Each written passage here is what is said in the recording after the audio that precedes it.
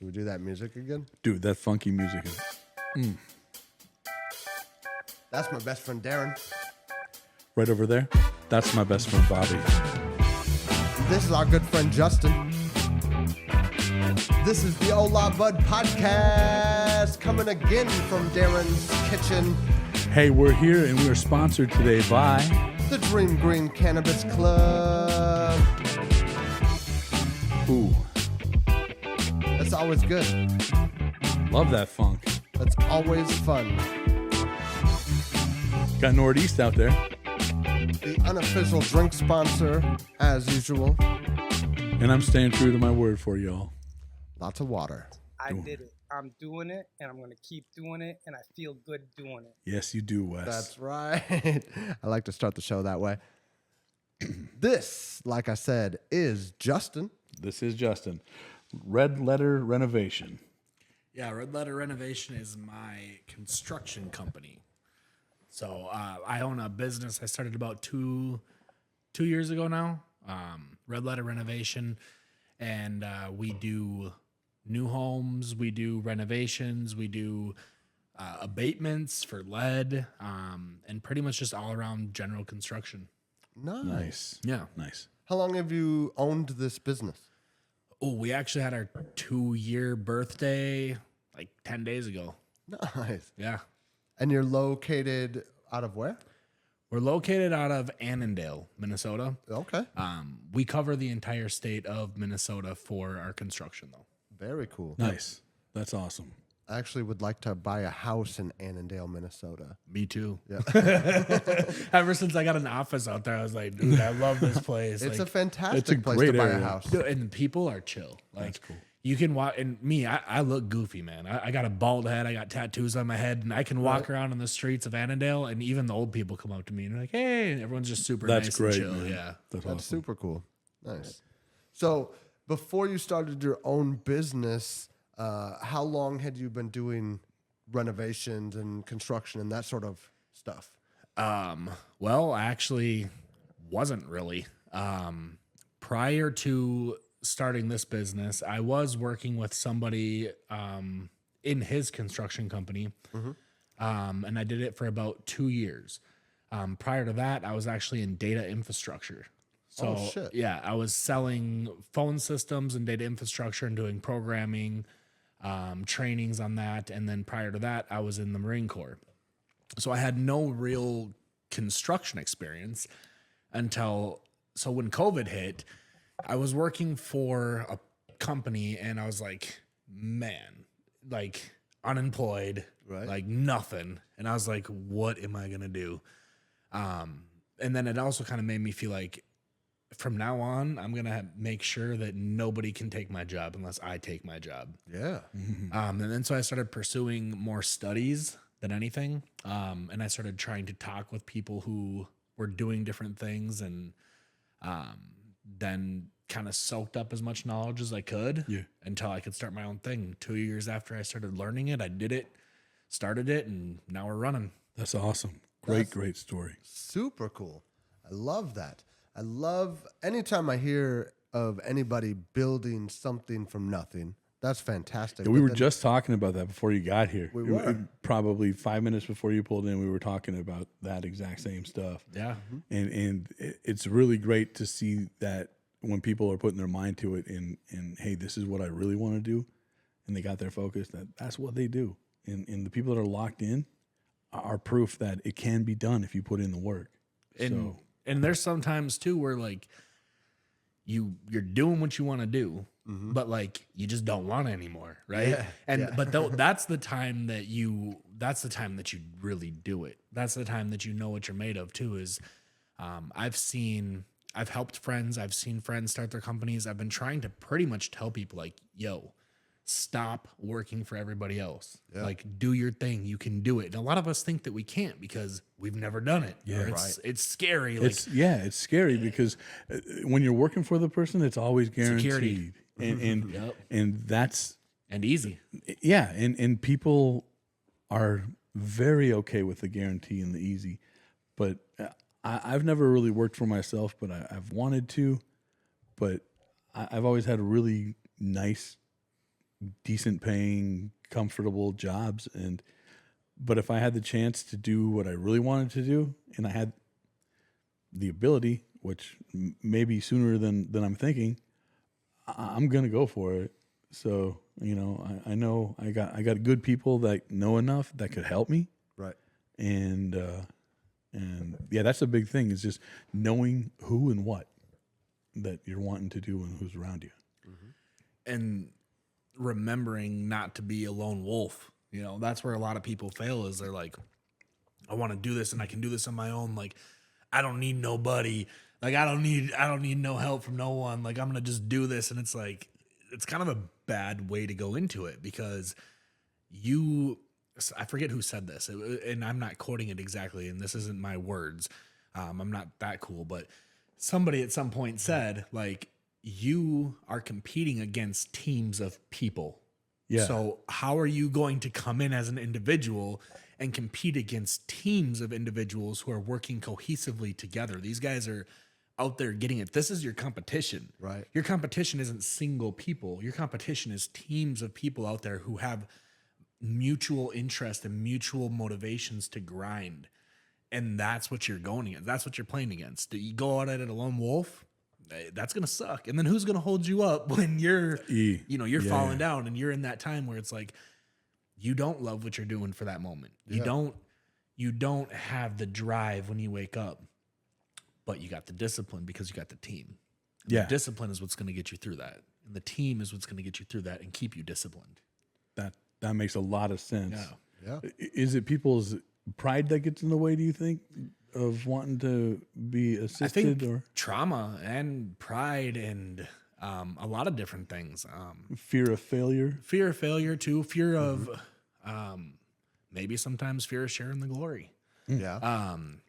Fear of having trust issues. A lot of us have been burned or betrayed by certain people, and we start to get to this point where and I'm a Christian, so the way I see it is, it's like the devil wants us to separate, right? Yep. Don't okay, you're a Christian, you shouldn't be kind to that gay guy. You shouldn't do this, or you shouldn't do that, or this person's taking advantage of you, so you shouldn't have them in your inner circle. And it's like, sometimes you let yourself get manipulated by thoughts in your own head, and it's not even true, but you let it become true. And so it's a mix of different things that cause people to have this sense of aloneness, this sense of lone wolf, Rambo style. Rambo didn't really do that, bro. Rambo really wasn't fighting those. Like, that was fake. That ain't how life works, man. Like, this isn't like that. Like, in real life, you need a team, and sometimes you got to put that trauma behind you, that family trauma, that relationship trauma, that business trauma, the work trauma. You put it behind you, and if you really want something good, sometimes you just got to trust somebody. Yeah. And you be a little vulnerable. Yeah. Let it happen. Because if worst case scenario, it don't work out, you learn something, you do it again. You're right. Absolutely. But stop 100%. letting it haunt you. Yeah. That's great advice, man. Yeah. Oftentimes people hold on to the past in situations where they shouldn't, I don't think. And like, because homeboy did you wrong, and now me and you are going to try to do this very similar thing. Your guard is so high that I don't even have a chance. But you're not going to be like, hey, I'm guarded up to this. But like, anything I'm saying is like, you're questioning everything. That makes it real hard to be a team when you're questioning everything that your other people are doing for you. It's like being in a relationship, when you got a team, in a way, it's like being in that relationship where you got a wife, or you got a girlfriend, or whatever it may be, right? Even just a friendship, right? In a relationship, there's give and take. If I come into my marriage with my wife and I start associating every other relationship I've ever been in with her, Amen. now I'm recreating it subliminally, and I'm making her into what I'm imagining my past, and I'm taking my past, and I'm like, you're not behind me. You're going to be right here with me. I'm holding to it. Bro, that it's so difficult to have people see things like that. And for me, it was for a while, but then my big thing was they aren't that person. They didn't do anything to me. They don't deserve this. And I just kind of start fresh.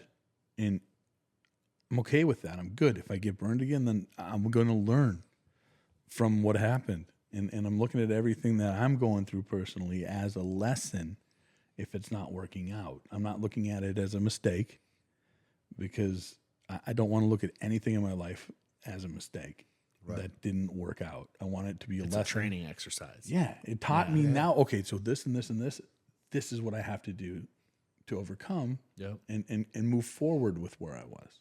Yeah. And it's like people like to hear that, but they don't act out on it. And because they're afraid and I don't know what to tell people about, hey, it's okay to take a chance. And it's good. If it works out, it's going to be the best thing ever. If it doesn't, it'll still be good because they're past. How do you get by that? You don't get by that. They do. So, Yeah. I mean, that's one of those situations where when somebody is so hung up, right?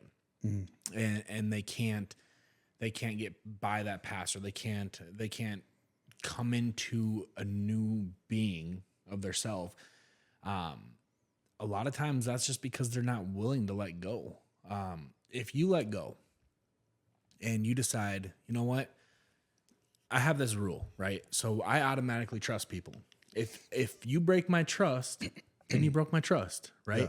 But at the same time, if you break my trust, right? Let's say that I borrowed you $20, right? And you're like, yeah, I'm going to get it back to you on Monday. And you don't get it back to me on Monday, right? And how can I be mad at you? Because I guarantee I borrowed $20 that I didn't pay back on Monday too, right? And it comes down to, how can you put somebody else in a judgment seat when you know damn well you've done the same thing? If you're worried about getting burned, and somebody burns you, you know, depending on how that is too, like you've burdened somebody else, whether you like it or not. If you're being honest, if you're being honest with yourself, there's nothing that somebody's going to do to you really that in some way, shape, or form you haven't done to another person. Just because you didn't do it to them doesn't mean you weren't capable of the same thing. Right. So, and maybe that is like an opportunity in life for you to reflect on that. Now, most people probably choose not to reflect on it like that, but maybe it is like, okay, that reminds me of a time when I did that myself, right? Yeah. When it just happens to you, you're like, oh, fuck. You know, now I kind of feel bad about this time that I remember. And maybe you shouldn't feel bad. Maybe you have an opportunity to go right your wrong, you know? But are we giving people that opportunity? So now, like, let's say this too. Like, now, theoretically, using this $20 analogy, right? You can even turn it into $200. I mean, whatever dollar value means something to you. These days, $20 is a lot. $20 is $20 is $20. Wasn't happy, put that shit in my hand. So, you know, you now imagine this. So you at this point, you have a choice. Do I take this $20 and let my pride get in the way and say, you know what? You burned me over $20. You ain't worth my time. Right. And now that relationship's done. Right. Yep. Now imagine this. I borrowed you $20. You didn't pay me back. And it's Monday. You didn't pay me back. So I say, you know what, dude? I tell you what, give me next Monday. And then you come to me next Monday and you're like, dude, I still don't have it. And I come to you that same day and I pull up at your house and I said, dude, clearly you're struggling. Like, keep the $20. Like, is there anything else I can help you with? Right? Yes. Is that $20 worth it? Because there's more than $20 behind that. Right? There's always something more behind the thing. So that $20, who knows? Maybe you're having some kind of a issue with addiction or with your mental health or with family or just simply with bills, and you feel bad, you don't want to respond to me because you don't want to tell me you don't have the $20. But if I approach you and I say, dude, it's just $20. I Right. mean, I can probably like do a couple loads of laundry and at least get $5 in quarters, and that'll make up for it. Or tell you what, help me out with something real quick. We'll call it good. That's an opportunity for you to show grace and understanding and compassion for another person. And that means way more than $20. Oh, for And now, sure. how much stronger did that relationship just become? Absolutely. 10, How 100 much times stronger. Tighter are you guys as friends Right. in that moment now? For sure. Instead of losing that friendship, and this is how it works with business. This is how it works with trust. This is how it works with your trauma. This is how it works with everything. If you approach everything using this idea, right? Starting a business with other people isn't scary anymore, right? Going out to do something that you feel maybe you're not capable of or whatever it might be, and you're scared to bring other people into it because of, you know, trauma or whatever it might be, or, you know, this guy burned me, but God, man, we were such good friends. Like, Yeah. watch as your business life, as your personal life, as your relationships, as your friendships grow in that grace. And not only are they growing, but the loyalty is growing. Now they can trust you. You can trust them. So now traumas that they may have, they're going to be more open. You guys naturally are going to have a better relationship in whichever way you're functioning with that relationship. Because when you forgive somebody, that speaks a lot of volume. People today aren't just forgiving people. Right. Right? Mm-hmm. And when you can do that, when you can put your pride aside, because if you take pride out of it, you forgive naturally.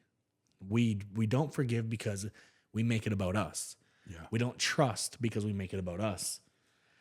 We don't risk because we're fearful about us. Like if you put this stuff aside and you just let it go and be chill, take your pride and throw it away, and you're good. Yeah. I mean, I think that's very common that people are projecting their own fears and own doubts and their past traumas onto their current relationships and new people that they meet. I mean, In all aspects it's hard of life, not to, yeah. but yeah, recognizing that and acknowledging it, that definitely can make a massive difference in your life. For sure. I think the studio audience liked that one. Oh shit. Hold on. Do we have a clap track? Yeah. We don't. Yeah, that's Justin, everybody. Lighten the mood a little bit. That's fun. I just want to double check, make sure this is recording. Sure. You know me, I always He always checks it out during the. Oh, that was great, dude. That was awesome. Yeah.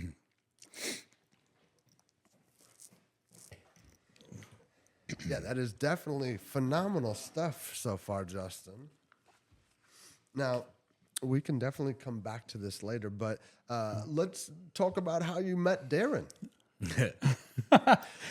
Well, I was persistently calling. I go into Verizon all the time because I have with my You gotta be at company. the store. I'm constantly changing phones and getting new phones and getting the guys' phones, and then I buy a bundle of phones. I'm like, oh man, dude, this one's not working, or this one's not doing this, and I met him. So I met with him in Verizon, and we were just kind of hanging out.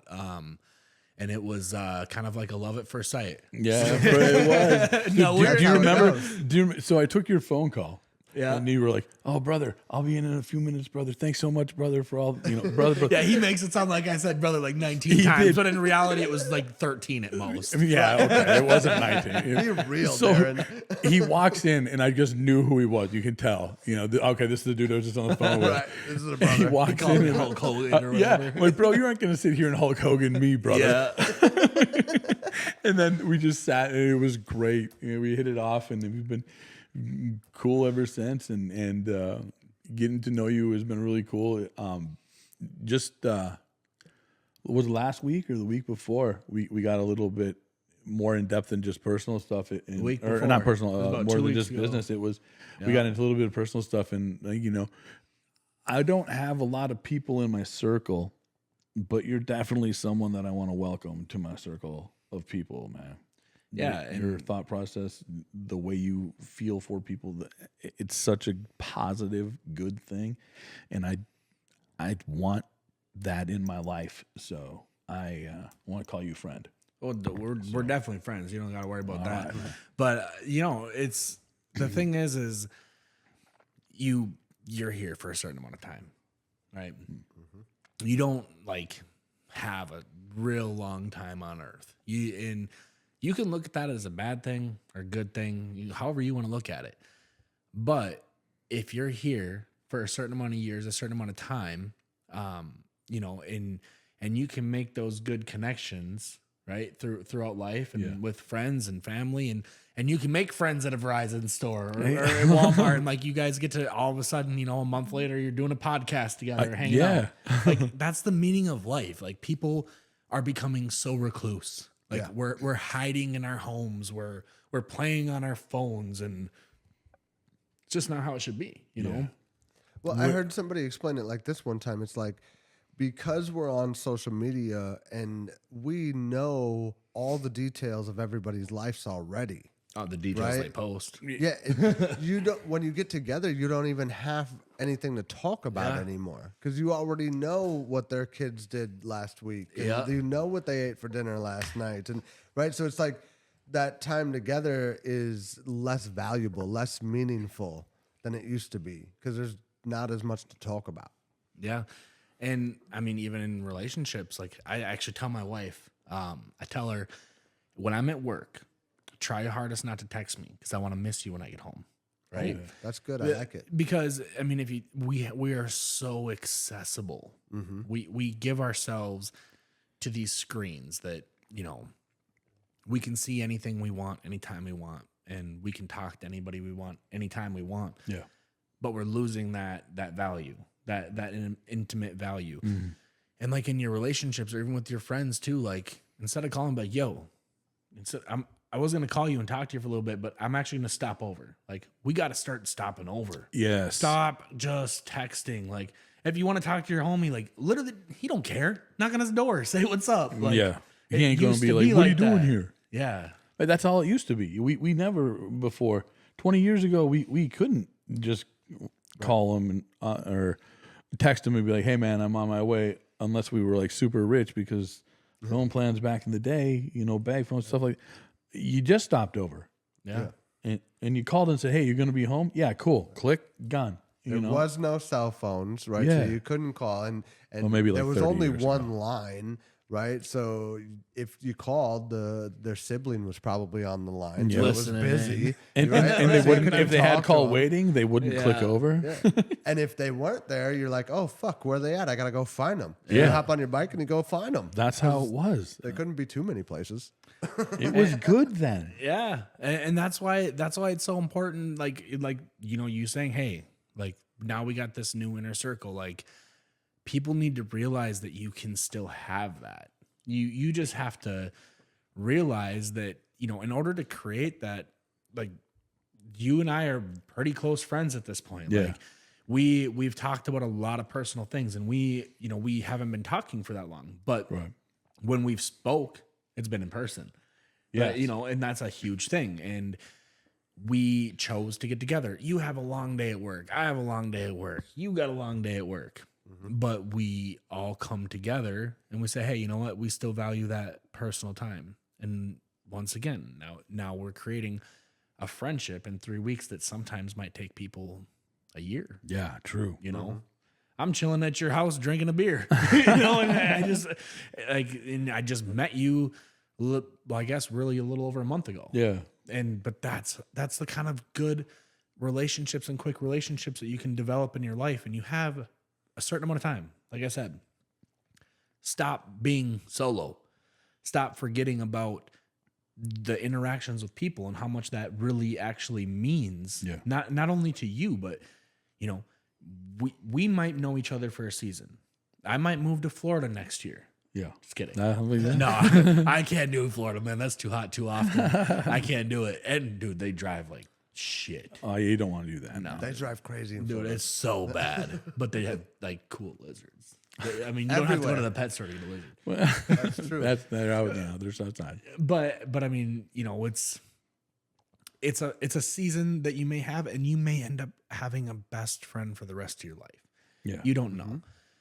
But even if it's for a year or 2 years, that is a year or 2 years that you have sunk into a relationship with somebody that you now have memories for the rest of your life.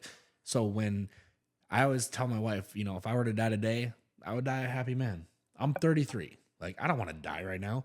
But if I did, I could say I did some pretty cool things. I had really cool friends. And the connections that I made during my life is what makes me feel so fulfilled. It's not about everything that I've accomplished.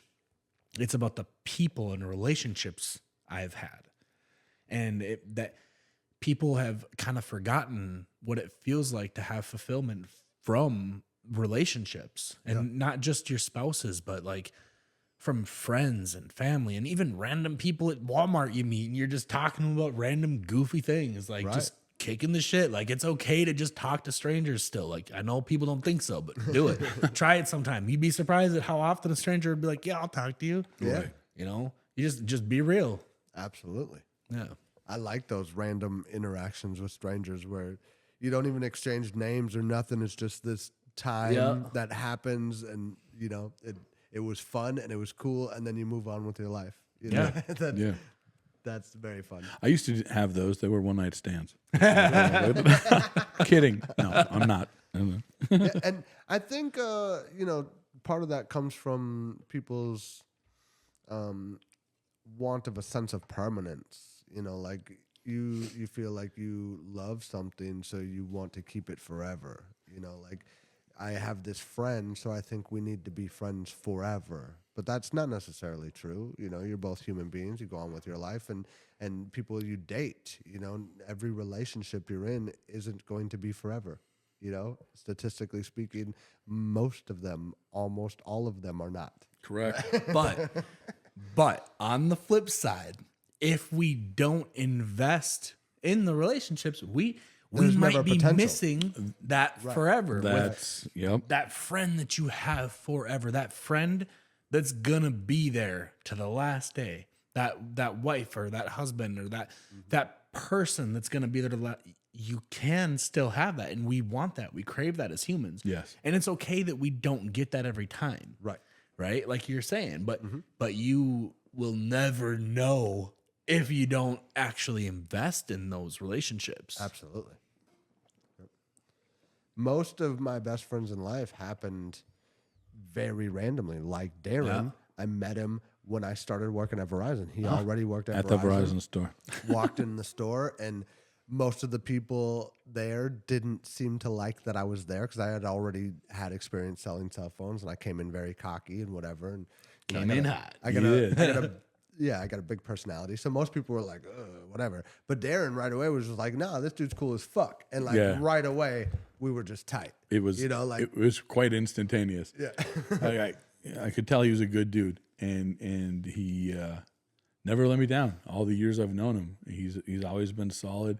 Even if we've gone lengths of periods without talking, because life happens, and like one of us will call random or text random, and it'll be like we have never stopped talking. Right. Those kind of people are the real ones. You So know? how long ago was it that you worked at Verizon and you met Darren too?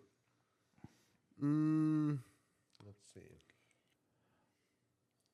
I think I started in 17. Maybe 17? 8 years ago. Off the top of my head, I want to say 8, roughly, give or take a year, probably. You So got quite some time. Good solid 8 years of friendship out of complete randomness. Just going to work and talking to a dude. Exactly. Yeah. And we became best friends. It kind of started as like shtick, right? Yeah. Because like I said, the rest of the people in the store kind of didn't like me. But then me and Darren started saying, no, we're best friends. Like, it started like to kind of fuck with them, but then it became reality. It just stuck We in said it the- enough. Yeah, we spoke it into existence, man. The best, the way that we would joke with the people, man, and Right. just something special when we were together working. It was like, because at first the bosses saw how tight we became right away, and they would try to keep us separate. Yeah. Like they would have me sit up front. They'd be like, "Oh, hey, why don't you sit up front today?" And Darren, you sit back here. And like they'd try to separate us, and we're like, "What the fuck, dude?" Yeah. Like we saw this, and we're like, "Nah, that's not happening."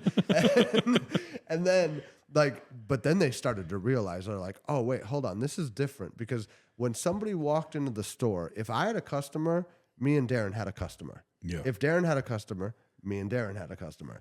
And if we both had customers, we had a party. Yeah. Right? Like, oh, for sure. Because we're talking to each other. We're talking to each other's customers. We get them talking to each other. We're all cracking jokes and making it this crazy fun experience while they're sitting there. And the whole time we're just like, oh yeah, but you also need this screen protector, and you also need this Need case, this. right? That's what And you do. That's how you that's get me to buy how all it this is, stuff. baby. that experience did turn into more sales. They saw Yeah. that together we sold way more stuff. Yeah. You guys are And then they being were like, genuine okay, and- wait, no, Right. you guys need to sit next to each other every single day. Yeah. Right?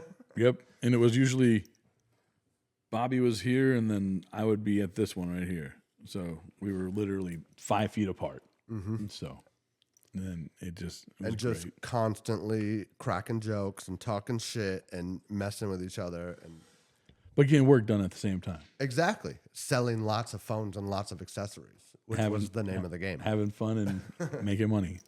So, Right. So now that we know how we met, why don't you tell a little bit about your past, Justin? Yeah. Where Give us- did you grow up? Yeah. If you want to share. Bring us into how you became who you are. That's loaded. Only share what you want to. I We kept it open on purpose. no, actually, I respect that you guys do that. I think that's really cool because I don't know if your audience knows this, but I get no script. There's no like preface of what we're gonna talk about. It's like we just sit down. Like I asked Aaron, I was like, "All right, you don't want me to talk about anything?" And he's like, "No, we're just whatever comes up." Me and Darren rarely even talk about anything that we're going to talk about in advance. So Yeah, occasionally we have a small idea, but usually we're just like push record and let's go. Yeah. Which is cool. Like, that's what makes it genuine, and that's why I was telling Darren too. I was like, dude, kind of want to hop on that. Like, I want to be a part of this. I grew up primarily for the first few years of my life in like Brook Park, but I was all over. I mean, I lived in we never really stayed in one place very long. And then because my mom was constantly moving. And then I ended up getting put in, I got locked up when I was 12 for the first time. And then ended up in treatment right after that. So I was gone for like 15 months. Where were you locked up at? Vinyl Lakes. Oh. So I did. Been there lots We of were just talking about that on one of the podcasts. Yeah. That was scary when I was 12 a little bit because, Oh, I bet. Were you in RJC or Sanford or Walker? I was in the one that is the maximum security, the one that's next to the one. The one that's like a prison, that's RJC. Okay. Yeah. yeah. That's the one I was in. That place is scary as fuck when you're there 12 years old the first time. Terrifying. Yeah. And, it was kind of scary, honestly, for the first, like, I don't know, 3 days. And then it was like, I found myself adapting to it quickly. Very quickly. And then I went to court and eventually, because I was initially in there just for some fights and violent crimes that, were basic, you're a 12-year-old kid who's scrapping basically. So they locked me up. Yeah. After a certain amount of time, then they ended up putting me in treatment. So instead of getting out at 3 months like I was supposed to, I go to court and I'm thinking, all right, I'm going to get to go home. It's been 90 days. And these assholes decide to send me to Woodland Hills in Duluth, which is an inpatient treatment center. Oh, yeah. You know that one, Bobby? I've heard of it. I've never been there, but I'm familiar with it. Yeah. Yeah, so I ended up going there for about 13 months, directly out of Lino.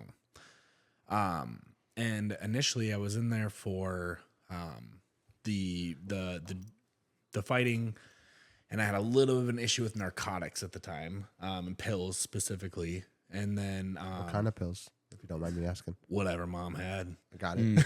I get it. And so throughout that course of that time, I ended up obviously going through the treatment stuff and whatnot. And then I got out and I just kind of kept doing the same dumb shit.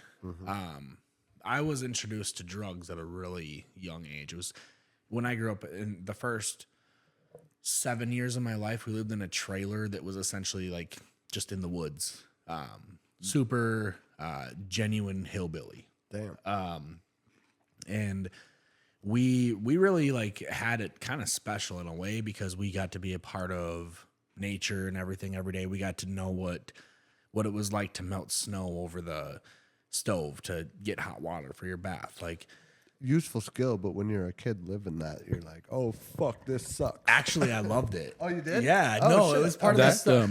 growing up scene reminded me of the Yellow Wolf, that trailer in the woods that he has in one of his videos. yeah.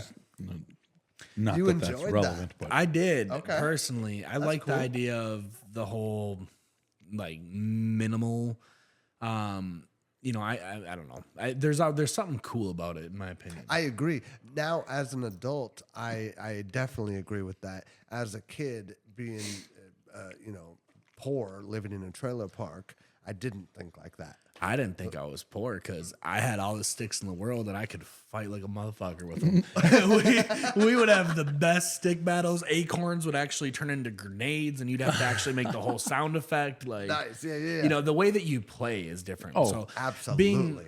we were surrounded by drugs and really bad things that I don't need to necessarily get into. But we found, when I look back at it, it's just kind of funny because I don't see for the bad really. I see it like, and I think the bad sucked, but it kind of made me tough. Like, it made it so the rest of my life I was able to get through things that would have been a lot harder had I not. Right. Right. Sure.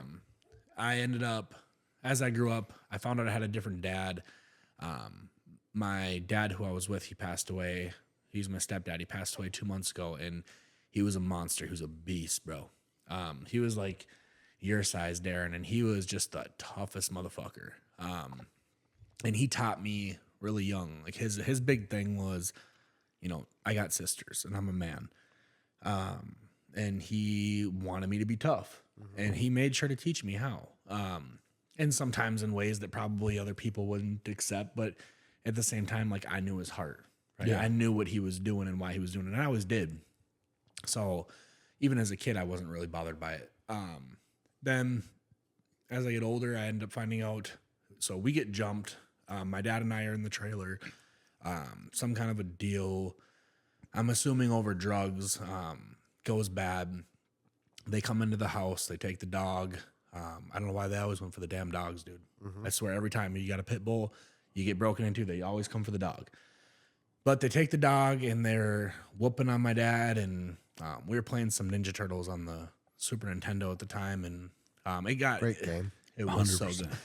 And I'm pissed off too because before he passed, I always told myself, I was like, I'm gonna ask him one day, did you actually like let me win when we were playing Ninja Turtles, or like was I actually that good? Because I feel like I just still need to know, and now I'm mad because I'm like, I ain't gonna get to know for a long time. So when I get up there, like, I'm gonna be like, dude, that's the first thing you ask him? I'm gonna hug him real quick, and I'm like, by the way, I'm pissed because I meant to ask you this because it turned me into a gamer because it made me think I was so good at games. Yeah.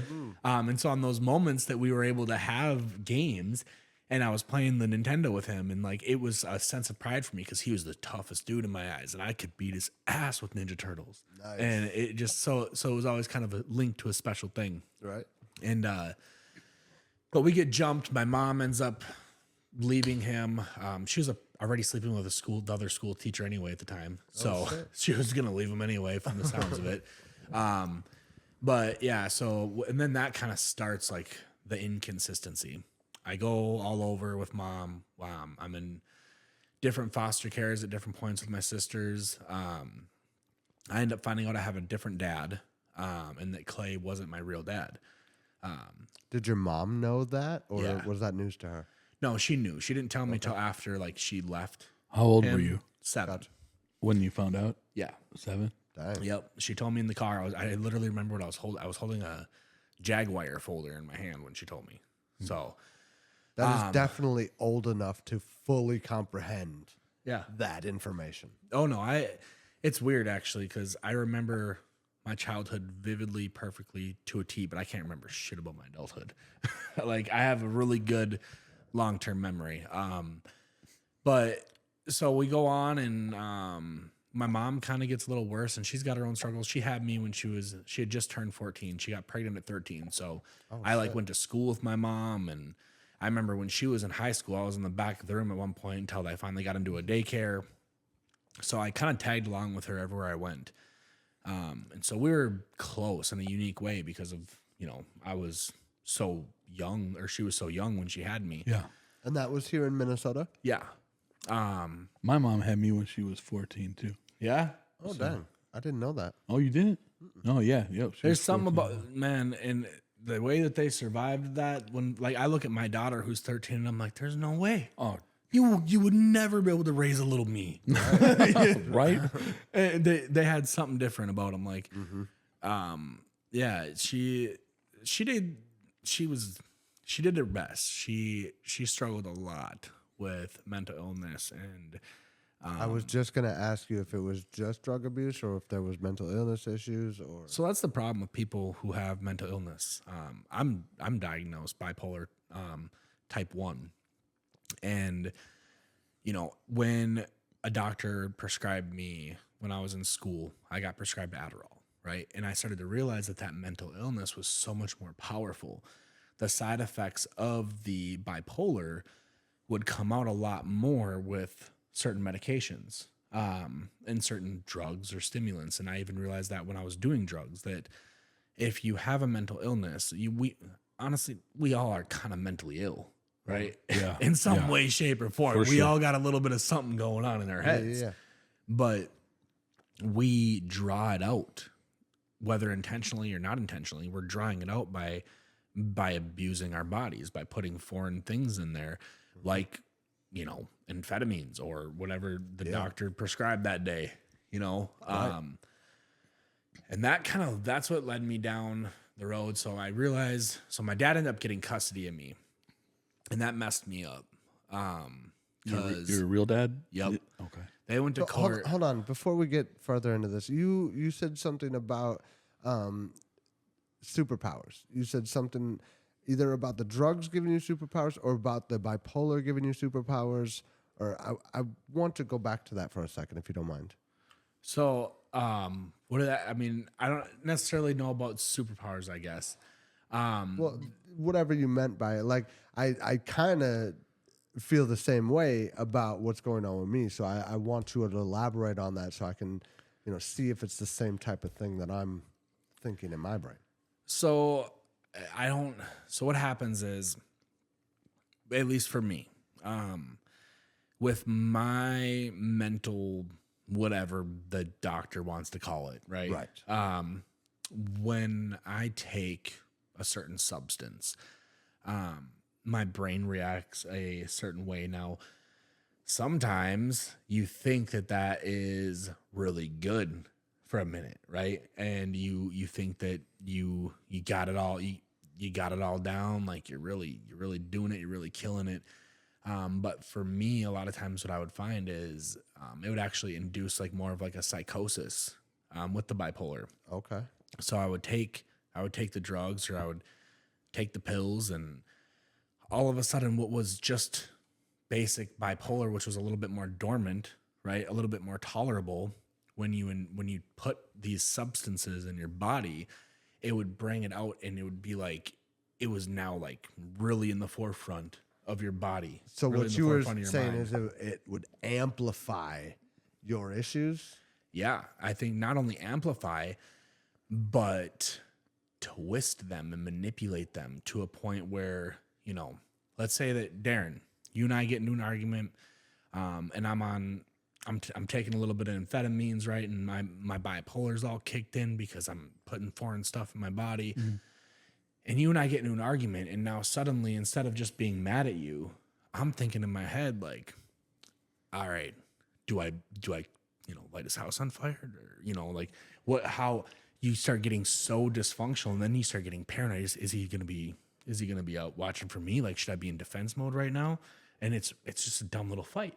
Yeah. But you're the psychosis that it can bring that it can take out of your mental illness and amplify it. And I'm not a doctor. I'm not a shrink. I'm not educated in this in any way. This is just my personal experience. Yeah. Right.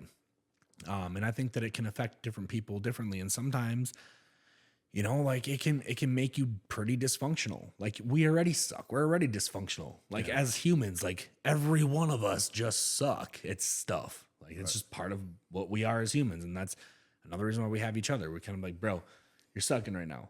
And you'd be like, oh, all right. Yeah. Yeah, for sure. You know? Here's a Snickers. Yeah. Figure it out. Figure out your life, dude. Now, I understand what you're saying more now. Like you weren't necessarily saying superhuman as like or superhero, like a positive type of thing, but you were saying like those drugs that they were trying to treat you with would actually make your symptoms worse. Would Amplify. Would Yeah, make yeah, them, yeah. Yeah. I get what you're saying. Like you'd Hulk out. Yeah, you really do. That But- type of superhero. And you get I like get it. you even get, you know, the paranoia that Yeah, comes yeah. with it too. And it's like you're just not yourself anymore. You're not as capable of like I'm sure people have felt it. Like I'm sure anyone who would listen to this, or if you guys you have those moments where it's like you know that you're like disconnected from something inside of you.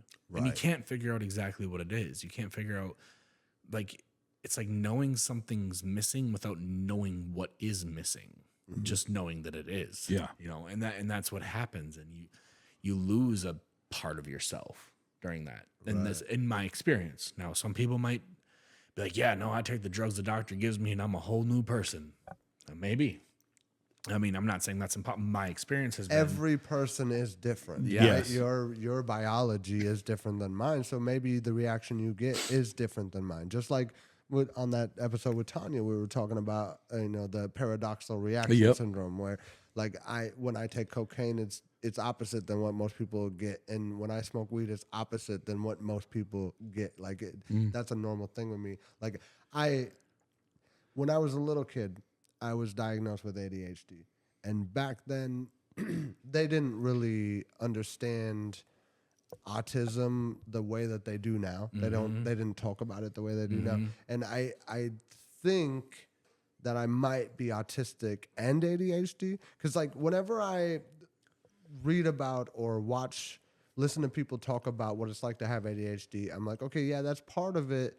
But it's not all of like what's it's going not on. with me. hidden. Yeah. That's not And then it. I listen to people talk about autism. I'm like, yeah, that's part of it, but it's not all of it. But then I listen to people that talk about ADHD and autism, having both of them at the same time, and the way that they conflict with each other sometimes. I'm like, oh yeah, that's what I feel. That's it. That explains what's going on in my brain that I could never explain the way that they just did, right? And the way that I think everyone overlooked. And like when I was a kid, they labeled me ADHD, depression, anxiety, and they would give me all these different pills, and they would take away my depression and my anger and stuff, but they would also take away my joy and my happiness. Like I didn't feel any emotions when I took those pills, right? I was just like a zombie. Yeah. And I was like, dude, I would rather be sad and angry Wait. than be a zombie. Rob Zombie? Right.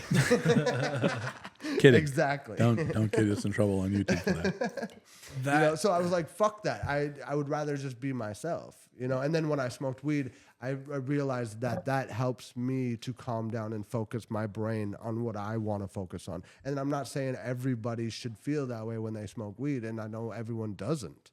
I know a lot of people that when they smoke weed, they do not get the same effect that I get. Right. Yeah, you were just asking me about this outside. I was like, bro, I can't smoke. I'll see unicorns in 3 seconds. Exactly what he said. I'll be on this podcast and I'll be like, dude, what was that? Like, to me, it's like acid or something. Like, I don't know, that my brain chemistry doesn't work well with weed. I could never be part of the cool kids. Right. I was that kid who would act like I was smoking with you, but I wasn't inhaling it. I get it. Because I wanted you. And then if I got a little whiff of it, I'll be like texting or trying to figure out a way out of the situation because I know in about 3 minutes It's happening. I'm gonna see some shit that ain't here, and I'm gonna be saying some weird stuff. People are gonna be recording me, and I'm gonna be known for this. And like, yeah, I'm out. Nice. Peace.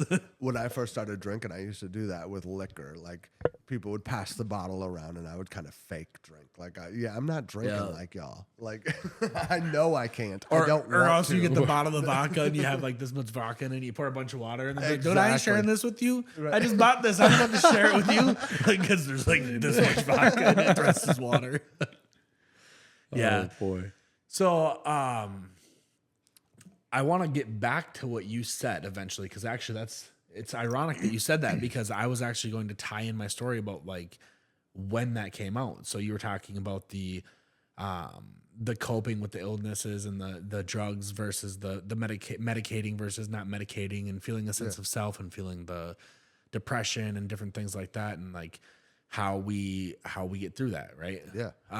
Because that's all part of the human experience. We're supposed to feel those things to an extent. Yeah. Right? So basically, just to make it quick, my Let's life, take our time. No, maybe we can. I tend to get stuck on things and then I'll over explain it. So All right. I get it.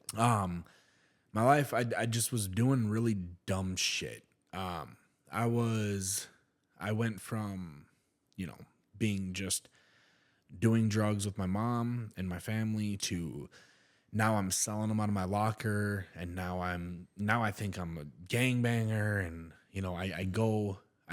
my whole life, if I ever did anything, it had to be all the way. Like if you asked me to, do a thing, I would not only do that thing, but I would have to obsess over it and do it all the way. That doesn't matter if I'm selling drugs or baking a cake. I'm gonna make the best damn cake you ever had, or sell you the. It's about to be a 5-layer cake. Yeah, I'm ready for that. and so this goes on for a while. And then my family got raided. And that's where I kind of was like, shit. My family got all their kids pretty much taken away. We were all in foster care, and we'd been in foster care in and out throughout our whole lives. But at this point I was getting a little older, and I was like, I'm gonna do more to take care of my family. So I'd work really hard, and then I'd come back home. Because I lived with my dad at that time, and then I would come back home because I'd work in the city, and I'd go back up north, and they didn't have that kind of money. They can't make the same money that I was able to make there. Mm-hmm. And then I was able to bring that money back, and I was, I worked, and I would bring it back and try to buy them gifts and all these other things. And so, and I was the oldest of all my siblings, cousins, brothers, sisters, and which I have 8. I have 8 brothers and sisters. Damn. And a ton of cousins. My family reproduced a lot. But then they got raided. Kids got taken away. Things went bad. And I really wanted to be able to look good in the court's eyes when I was like, yo, I'll take my mom's kids. Oh, yeah, Right? yeah. And so That's some stand-up shit. Yeah, for this sure. is going to sound kind of shameful a little bit what I'm about to say next. But so I see a lot of people joining the military, and I'm like, you know what? I've done a lot of dumb shit. I've been locked up over and over and over. I fight. I'm on drugs. I'm a bad person. Like, I do bad things, and I know I do. And I don't want to do these things. I want to be better, but I keep allowing myself to be put in these situations. And if not, I'm putting myself in them. Yeah. And one of the reasons is I just didn't want to stop doing the drugs. But that was like something that changed. And I was like, I'm never going to be able to actually do something for my family to show them a different life if I keep being them. And so I stopped worrying about the older people in my family. I started thinking about the kids. And I was like, all right, well, it's not too late for them. So I went and I signed up for the military. Now, I said, when I do a thing, I have to do a thing all the way. Yeah. So I look up, I literally remember Googling, what's the hardest branch of the military? And I was like, and I'm watching videos, and everyone's like, oh, Marine Corps, the gangsters, they're the hardest ones. And I'm like, deal. So I just signed up for the Marine Corps, and I'm like, all right, I'm going to do this. And my only goal, and this is where it sounds bad, and it, I served in the military. I should be like, super patriotic. Like, yeah, pro-America. The government's awesome. America's awesome. I fight for the people, and I'm a freaking hero and stuff. And that is the case for some people, but it wasn't me. I don't deserve that same glory, because I think there can be a separation between I fight for the American people and I love the government. Yeah, I for don't- sure. I- Most people in the those are military two don't different always love the things. government. I'm just saying these are some of the main the things that people. A lot of people they go in there with like honor systems. Yeah. They're serving through honor. Your real motive was your family and Yeah. looking good in the court's eyes. which Literally. I And bet that's a lot of people that join the military. maybe. Because what looks better to the court? What can you say more that is going to affect a judge than I joined the military to change my life around? Right. That's And if you notice my record, I was a shitbird before, but now look at me, I'm super not a shitbird. Exactly. No, and the worst part about it was I loved it. The people, the serving, and the what you did was so exhilarating. And once again, I'm a relational person, so having that kind of brotherhood around you, at all times is like you make some of the craziest relationships, some of the most impactful people I've ever had in my life have been developed through my time in the Marine Corps. But I wasn't there for the same reason as everybody else. I wasn't there for a long time. I was there for a short time, and I was like, I had a mission, and my mission wasn't necessarily to fight for the country. I was fighting for my family. Right. Yeah, some of and- those people, they are there and they Literally say, to fight for I their will country. die for my country. Yep. And you're Yeah. like, I'm trying to make it home for my family. And That's a different thing. yeah, and that's where I say I don't deserve that same glory because there is a different kind of glory that those people should get. That's why I don't like it when, me personally, I've never wanted to take advantage of like the military discounts or, the whole thank you for your service. To me, I don't deserve that because that wasn't why I went. I could see that. Yeah. And I know the people who did go for that, and I know what they go through, and I've seen the struggles, not only the struggles that nobody talks about. It's not just about being in the service. It's about how it affects your family too. Right. Like I've seen these guys have to, their families missing them, their kids missing them. They're watching their kids grow up over FaceTime. Yep. They're sacrificing more than just their lives. They're sacrificing their heart when they're serving. And that's something that I don't think people talk about. Like these guys deserve a lot more glory for what they're actually doing because it's not just fighting for your country. You're literally sacrificing everything. Right. Yeah. But not me. I went in, I did what I had to do. I ended up getting power of attorney, went through the court system. How long were you in for? 2 years? So I was in for about 3.5 years. I got discharged at 3.5. Gotcha. And that obviously was before my contract was up. I was supposed to do 4 active, 2 reserve, right? I got discharged before that. I OD'd. So they gave me an other than honorable instead of a dishonorable Other than honorable? Yep. It's an I've other never than even honorable. heard that before. It's basically like, yeah, we're not gonna like really call you dishonorable, but you're not gonna get benefits either, kind of thing. Gotcha. It's like you messed up, but like, I was good. Yeah. But, I didn't do a lot of bad things. I served well. I improved a lot. Actually, in boot camp, I got most improved recruit. I don't know if they still do that, but Oh, shit. when I first went in there, they only ever called me fat bitch. And everyone else got to be called recruit, and they called me fat bitch because they just tormented me. But I loved it. Damn. And I would hate that. See, that's the shit I could not deal with. that's what I like because it motivated me because I was like, I'll show you, dude. Or to me, it was like when people were getting down on me, I took it as motivation to like, all right, you don't think I can do this? Let's go. Let's do it. You think they read that? Not till the end. Okay. No, I think they really thought I was phony and fake. And they probably also could sense that I didn't have the same motivations as everybody else. Yeah. And also I'd write my mom letters too, because she was in treatment at that time when I went in, because obviously all the kids got taken away. And so I was writing her in treatment. And I think that they kind of caught on and they knew what I was doing. So I didn't have a lot of respect for that. I did get a lot of respect when I graduated boot camp. On the other hand, the instructor who, tormented me, I remember him shaking my hand, and I remember for the first time ever, he was like, he called me Barnett instead of fat bitch. And he's like, I didn't think you were going to make it. and because I was supposed to get presented my EGA, the Eagle Globe and Anchor, it was Staff Sergeant Lewis. And then Staff Sergeant Sansusi took it and like presented to me personally. And that was the one who just tormented me. Yeah. And it was a cool moment because it was like me and him were rivals. I hit him with a canteen once, so that didn't turn out good. But yeah, so I get out and I do my thing, whatever, and I end up getting my foster license, and I'm fostering, and I'm in a relationship, and it's like for some reason I just kept doing this like roller coaster. Like I get what I needed to get, and I was like, all right, I did it, and I just kept failing. I kept going back, but I was like successful on the front end. Yeah. You would look at me and see somebody who was grinding and successful, but deep down I was dying inside.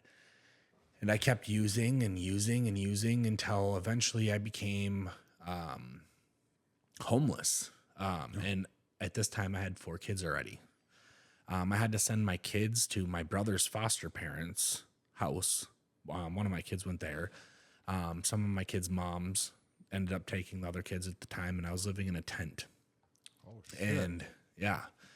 And when I was living in this tent, it was kind of funny because this is where everything kind of started to change. I prayed at this one point, and I was like, I'm going to just pray to God. And I was like, yo. Would you call yourself a Christian before this point? No, I mean. Well, I know you are. No, now, I actually was making a demonic rap album. I was producing a record at the time, and it was all about embracing the evil.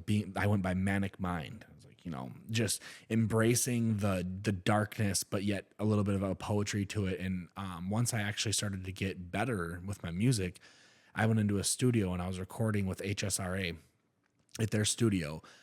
And I was putting together this album, and I was really like, man, I'm gonna be a pro rapper, bro.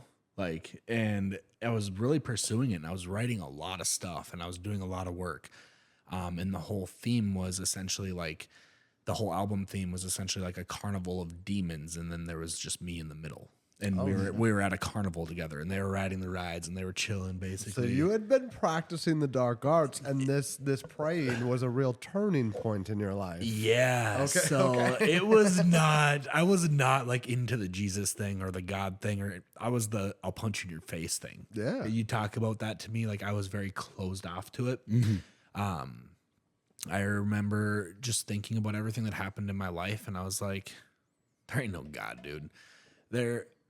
If I can be tortured and abused, and some of the things that had happened to me and my sisters were things that like you don't even see the shit in movies, dude. And there's something about rednecks in the woods, bro. That the stuff that they can do that nobody else sees. It's like, It's just a different culture, and calling the cops is not something you do, and they wouldn't even come. Like you have a different culture. And all these things that had happened, and all these things that like I grew up and I was like, I could never be strong enough. Like my mom's boyfriends would always be able to overpower me. I was too little. I was too small. I wasn't strong enough. And like I was like, there can't be. There's no fucking way. But I decided I was but it was weird though, because when I was really young, it's like, I did believe when I was really young. And I used to have these dreams all the time. And like, I felt like there would be, there's gotta be a God. But then after about 6 years old, I was like, there ain't. And then it got to the point where I was just so against it. I made a point to go against it anytime I could. Like, ironically, like I guess the Church of Satan says they do that. They don't actually believe in a literal Satan. They just do everything the opposite of the church in order to spite it, to make fun of it.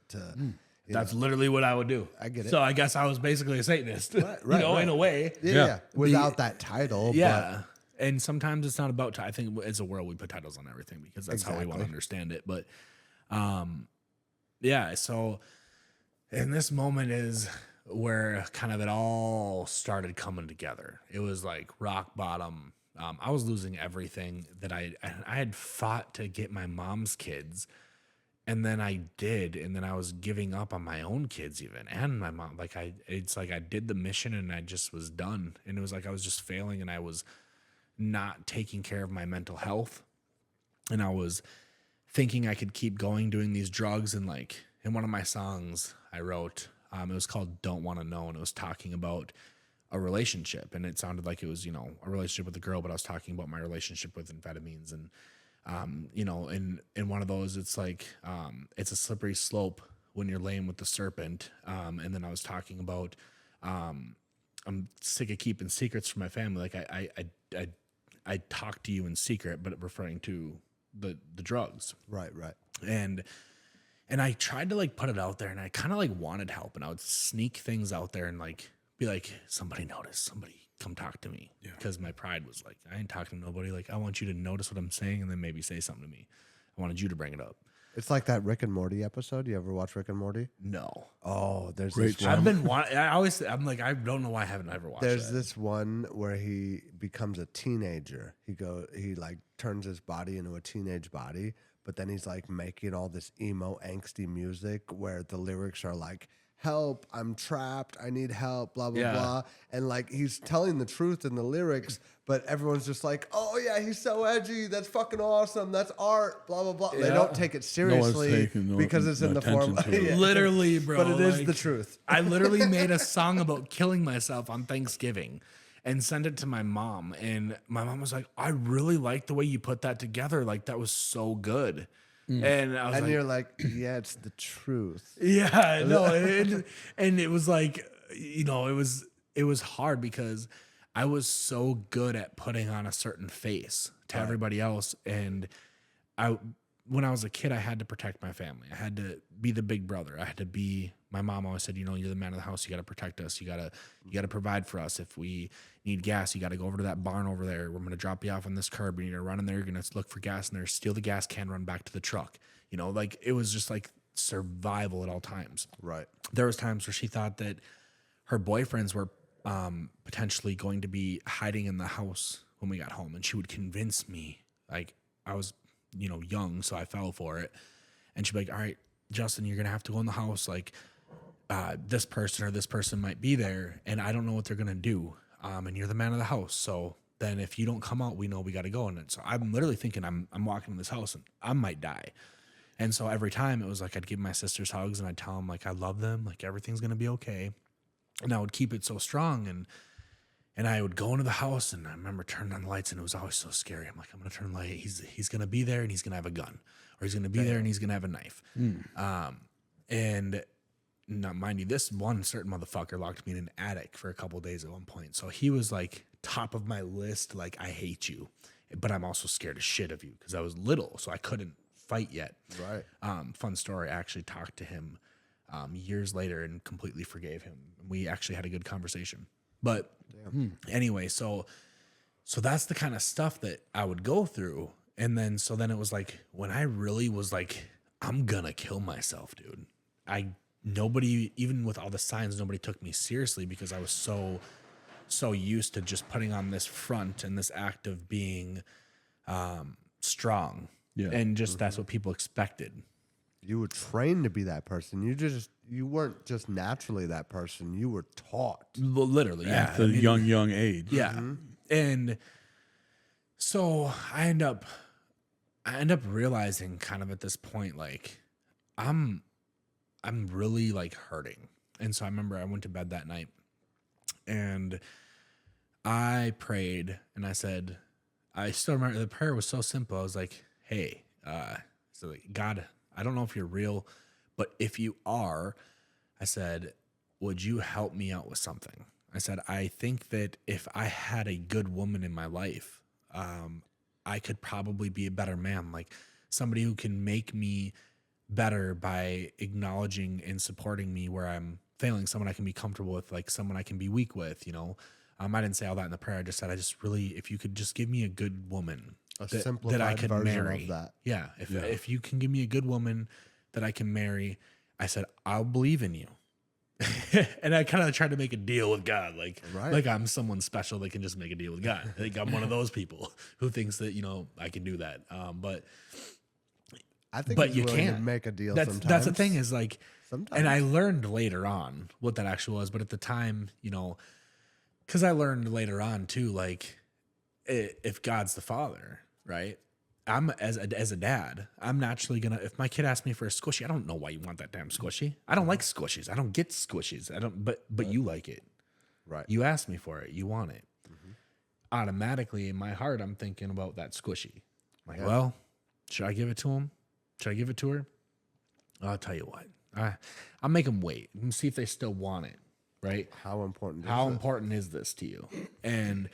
And a test. they keep asking me, and they really want it, and I can see it would make their heart so happy, and then I give it to them, and then the joy. Yeah. And then I realized, so when in my mind I was basically making God a deal, to him it wasn't a deal. It was, that's my kid asking me for something. I'm gonna listen up.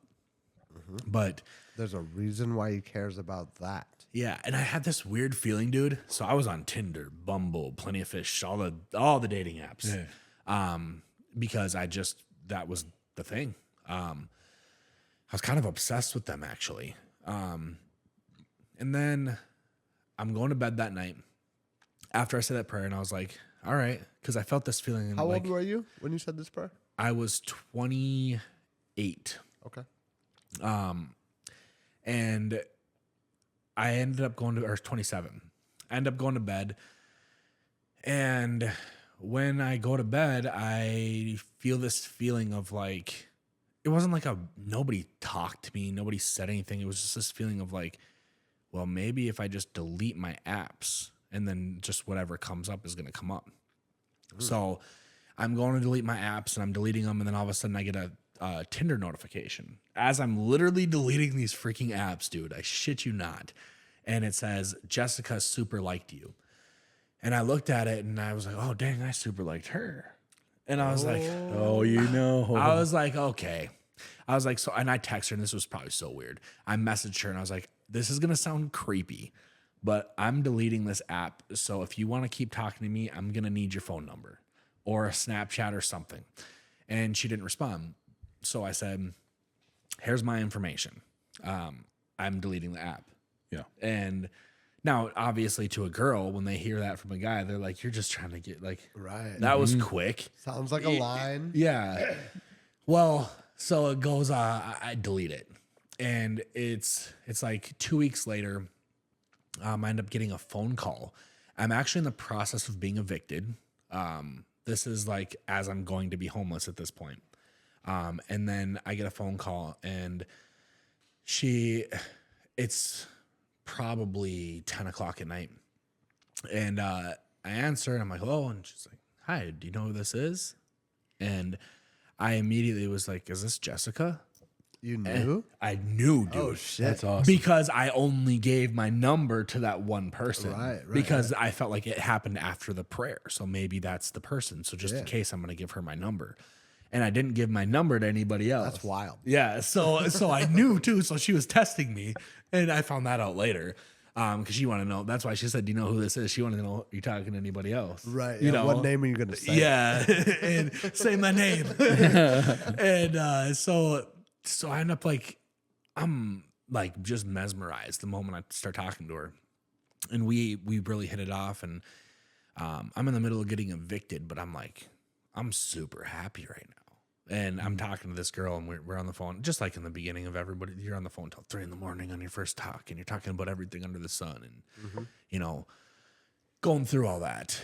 And then we end up, trying to meet together for the very first time, and she kept trying to bail on me, and I eventually just made a plan with her, and she tried to say, "Oh, I'm not gonna make it," and I was like, "Oh, well, I'm already almost here, so you might as well come out." Nice. Come to find out, she didn't want to meet me because she had a zit.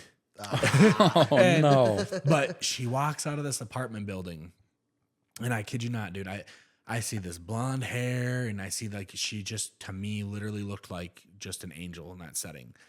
And the first thing I said to her, as if the way that I got her number and she got my number wasn't creepy enough, the very first thing I said to her is I looked at her, and it's like I didn't even have the ability to control what was coming out of my mouth.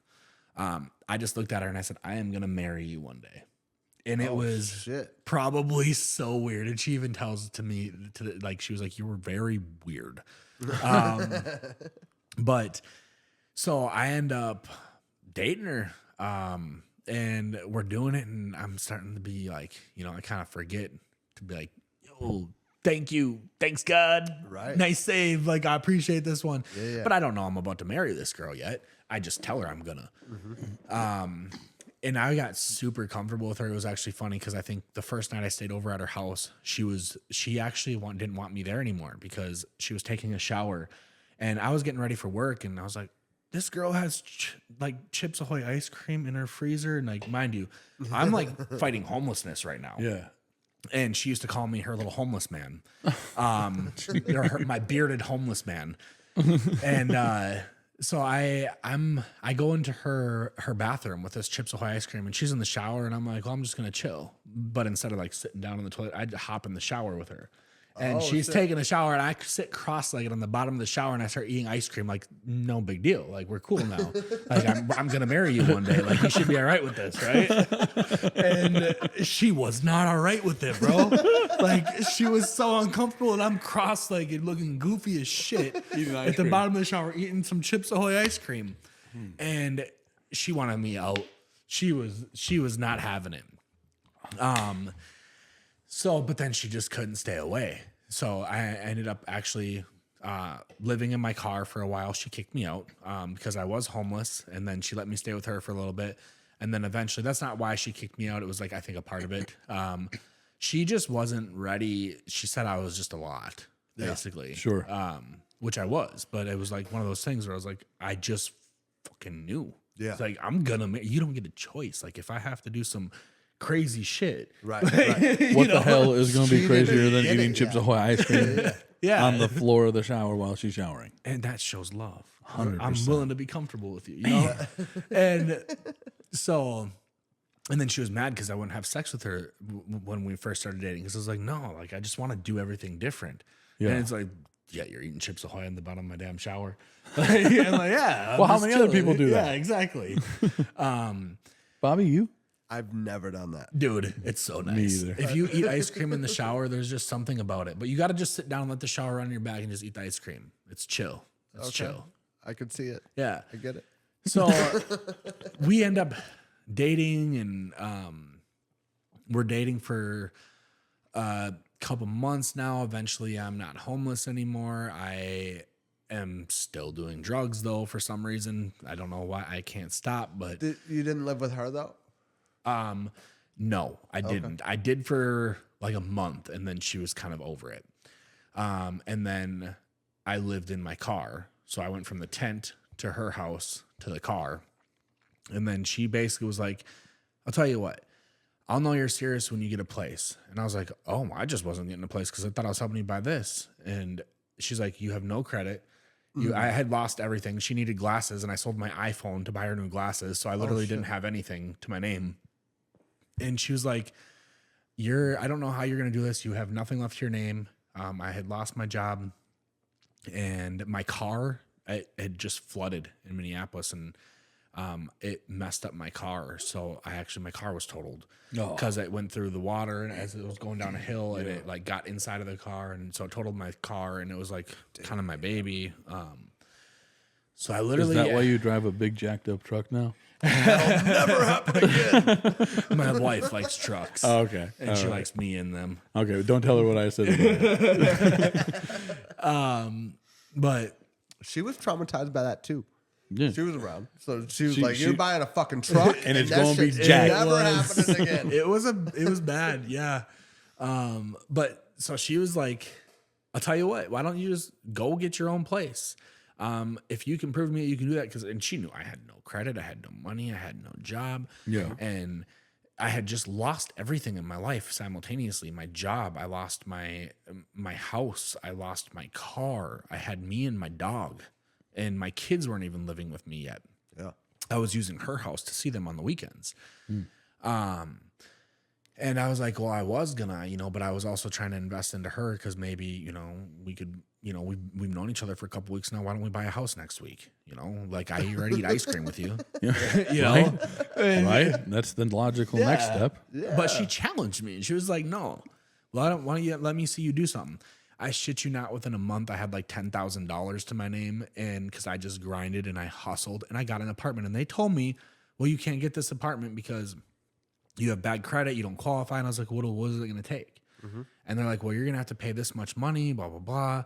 And even then we're going to have to get special approval. And I was like, well, I want to know who's in the approval process. Like, I want to know all these people's names. And I came in bearing chocolates and money. And I was like, you're going to give me this house, or you're going to give me this apartment. Yeah. And I said, and I'm not going to leave until you do.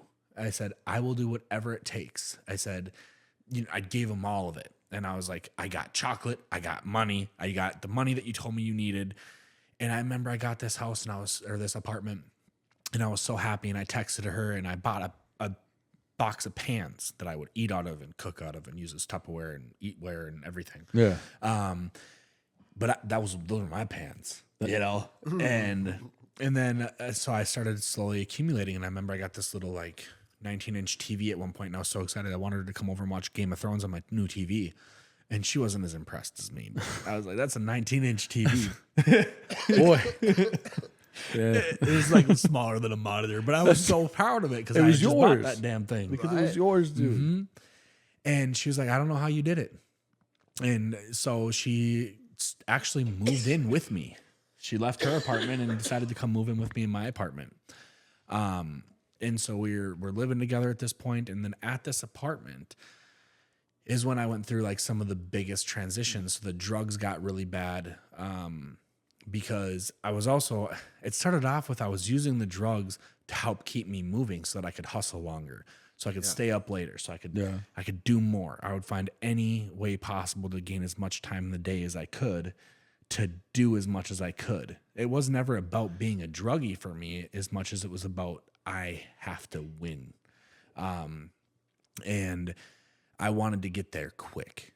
But it just was getting so bad, and my depression was getting bad. And then I'm using alcohol. And then I found out just some hard news. And then I got sick of everything. I got sick of fighting. And I didn't tell nobody. And it was 3 a.m. and she was used to me walking outside in the middle of the night. This is in Elk River, over by the Free Grace United Church and the golf course and whatnot. I walk outside and I have my little notes written out, and I was I just grabbed one of the guns and I'm like, I'm just done. I'm just done. I was over it. I walk out to this hill on the Frisbee golf course, and I got my bottle, I got my gun, and I got a couple words to say to God. And this is the next time I prayed since I decided to forget about him, since the last time I asked for a girl that he gave me. And then my life didn't get better, even though I had her and I loved her and she was awesome and she was good to me and I was good to her. And it's but I still why do I feel like this still? Right. My God, you didn't fix it. You gave me the girl. That's what I wanted, but I'm still messed up. So, I basically tell him yo, if you're real, then you're going to stop me. I said, otherwise you're going to have to throw a lightning bolt or something at me, because it's 3 a.m. Nobody's coming for me. I'm done. And I was okay with it. And that was the worst part, is I've thought about suicide throughout my life before, but it was this moment where it was it wasn't a whisper anymore and it wasn't a shout anymore. It was it went from being the whisper and the small temptation to the shout and the massive temptations and the fantasizing about it and imagining it, to more of a content, it's just a decision. And it wasn't I felt one way or the other about it. It was almost a very emotionless, it's just what it is. It's the sky is blue today. It's I'm going to kill myself tonight. And it was just a decision. And so I was praying and I was yo, if you're really real, because, this whole thing could have been a fluke. But if you're really real and you really love me and I'm really supposed to be here, you're going to stop this from happening. And all of a sudden, I shit you not, out of nowhere, she was tracking my phone or something. I had just got on her phone plan, and I just hear my name being yelled in a distance right as I say this. And I'm like, you've got to be kidding me. Damn. And I snapped on her. And so she watches this, it'd probably stir up some emotions because I was like, this is my fucking choice. Like, I'm doing, like, you don't get to take this from me. Like, this is why I didn't tell you about it. Like, I'm a fucking grown man. Like, this is for me. This is my choice. And we go back inside and I'm really angry with her. And then all of a sudden I like kind of lay down and I'm like, I'm waiting for her to go to sleep. And then all of a sudden I see this black thing, dude. Black figure, tall. And this dude is reaching for me. Like, and his hand is getting longer and creepier and his fingers are expanding. And I'm laying in bed. Are you using drugs at this time, or is this something that you're seeing because of maybe what's going on? I don't know, because I wasn't necessarily on drugs. I had taken like 2 Adderall. Okay. But I mean, I was prescribed 2 Adderall a day, and I normally would take like 7 or 8. Okay. This wasn't even like a heavy drug day. It was, like I said, it was like one of those, just like, it was a decision that I was making. So did I have Adderall in my system? Yeah. Did I have some liquor in my system? Yeah. But that was nothing new. That was like gas for me at the time. Sure. And so there wasn't anything super different other than it was like my watch started going off and it was like high heart rate. And I'm like, I have a resting heart rate of like 160. And I'm like, what in the hell? And I'm like feeling my neck is stiff and my shoulders are stiff and my arm is going numb. And I feel all these things. And it's like, I remember trying to feel my face and I was like, I can't move my eye. Like there was these like physical effects that were happening to me. And it felt like I was losing like my ability to breathe. I stopped being able to breathe, and I prayed again, twice in one day. And I was like, okay, God, you stopped it. I believe it. You're real. Now just show me what to do. Like, please stop this. Like, I'm going to die. Like, I know I'm dying right now. Something bad's happening. Just stop this. And then just show me what you want me to do. I promise I'll do whatever you want me to do for the rest of my life. And I kid you not, dude, all of a sudden, I don't even know how to explain it. It was a humanoid shape of light that I could see was light. You could see that it was light, but you felt it more than you seen it. It was like, I seen that it was radiant, but I felt inside that it was radiant. And I felt it more than I seen it. It's like feeling brightness. I don't know. And it didn't light up the room, but that shape was bright, but yet it didn't illuminate light everywhere. It was like the light was coming into me. Okay. And I just knew like it was okay. And that thing gone. It like, I remember it like kind of like shifted like, and just was gone. And it just turned into nothing. And then I passed out. Like there was no time. I didn't lay there and get to think about it. I didn't get to analyze the situation. It was like I just passed out immediately. I didn't get to tell Jess about it because at that time I was literally feeling like I was dying. And then as soon as that light entered the room and then flooded inside of me to the point where I like visualized it in my internals, I just went down. And I realized that I'm dreaming now. So I ended up passing out and I knew that I went to sleep because the room was no longer there. Nothing was there anymore. And I could feel that I wasn't like feeling like I was dying anymore. And I hear this voice from the sky. And as it's talking, it was like, imagine like thunder coming, like it was like the voice would vibrate you almost like there was subwoofers going off in your body. And he was saying these things and from the sky, and he said, you know, he was basically confronting the world and, you know, confronting wicked people. And I'm like, shoot, I'm one of them. He's talking about me. But meanwhile, I'm on this hill and there is just tons of people, millions probably, on this hill. And there's this like barrier around us. And it's like everybody on this hill was happy. They were content. They were smiling. everyone was so happy and they like knew each other. Like it was all good. But then there was me. Nobody recognized me. I didn't recognize nobody, and I wasn't smiling. I wasn't happy. I was freaking out. Yeah.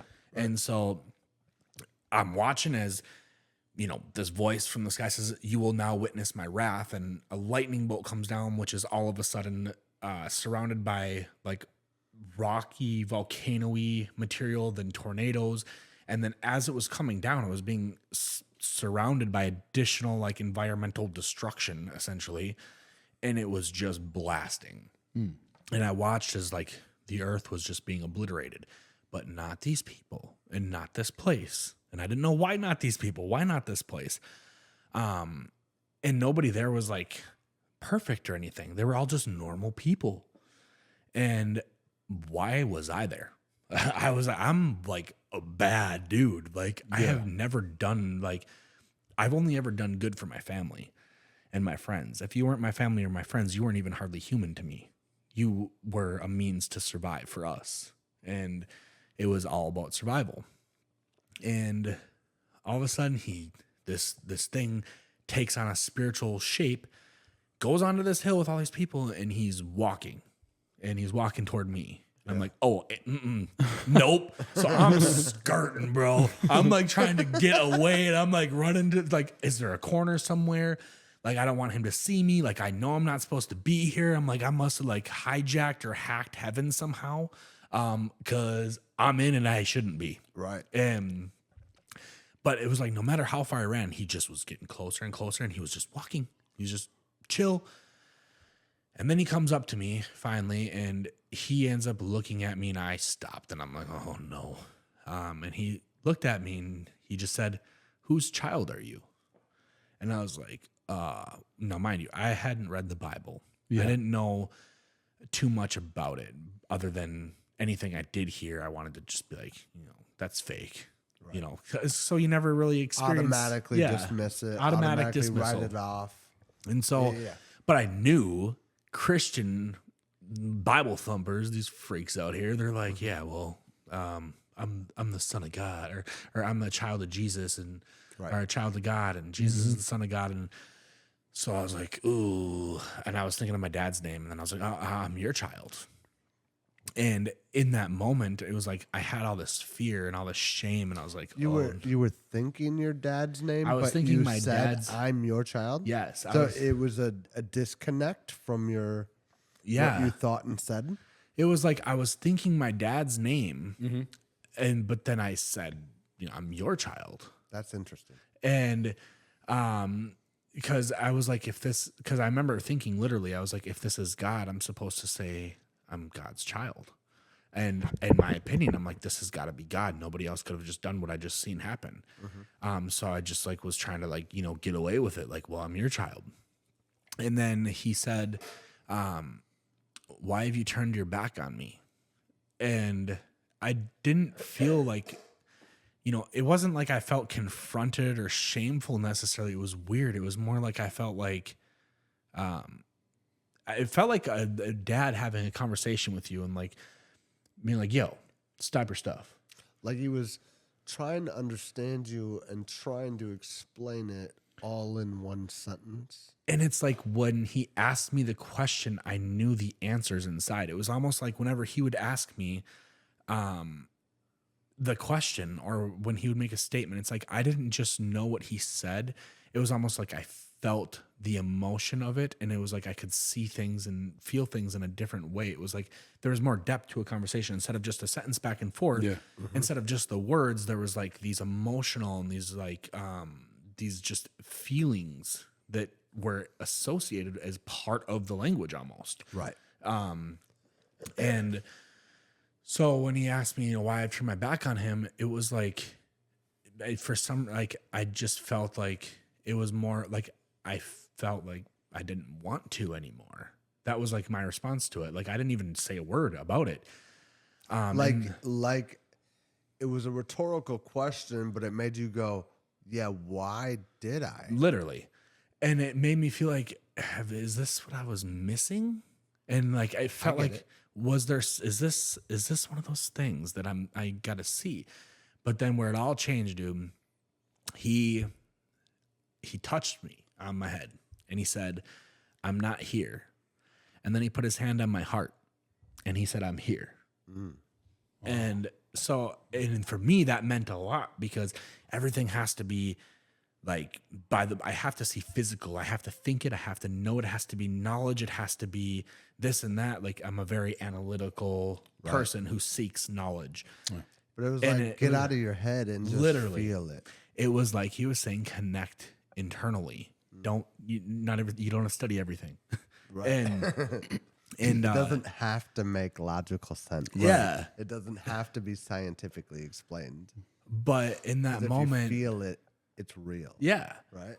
And then in that moment, I go down, and then he just looks at me and he says, "I'll be back. I have other flock to tend to."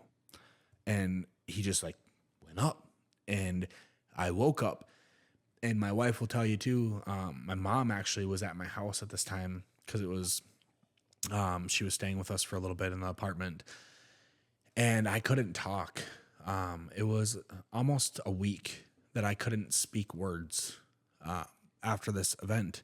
But during that time, every time I went to bed, I knew I was going to have a dream. And I had a series of dreams for like a week. And I was writing them down. I actually told my wife where I would be baptized about 3 months before I got baptized. And I had never been to this place before. It was never a thing that it was actually like super crazy. And then when I went to go get baptized, it's funny because I was supposed to get baptized in the church that had a tank, and the pastor was like, "No, I just feel like God's telling me something different." And I was upset because I'm like, he's trying to dodge me. Like, this is why I don't go to church, because these guys are just, it's all about them for the show. They just didn't want me to do it because I'm this way. I look this way, blah, blah, blah. I made it all about me. And little did I know, he was actually like trusting this feeling he was getting inside that he said was from the Holy Spirit or God. And so he ends up sending me a GPS location. And I told my wife, but she's like, "Justin, just go. Like, it'll be like," not realizing. So he's actually trying to baptize me somewhere else. And this pastor sends me this location, and I go out to this place where I'm supposed to get baptized. My wife looks at me as we pull up, and she was like, "There's no way." And we start walking down, and there's the split in the road. There's where the picnic table is. There's the picnic table that's right by the lake. Everything. There's this stadium built out of wood. That's on the right side, a big auditorium style stadium that's built out of wood on the side of a bike trail.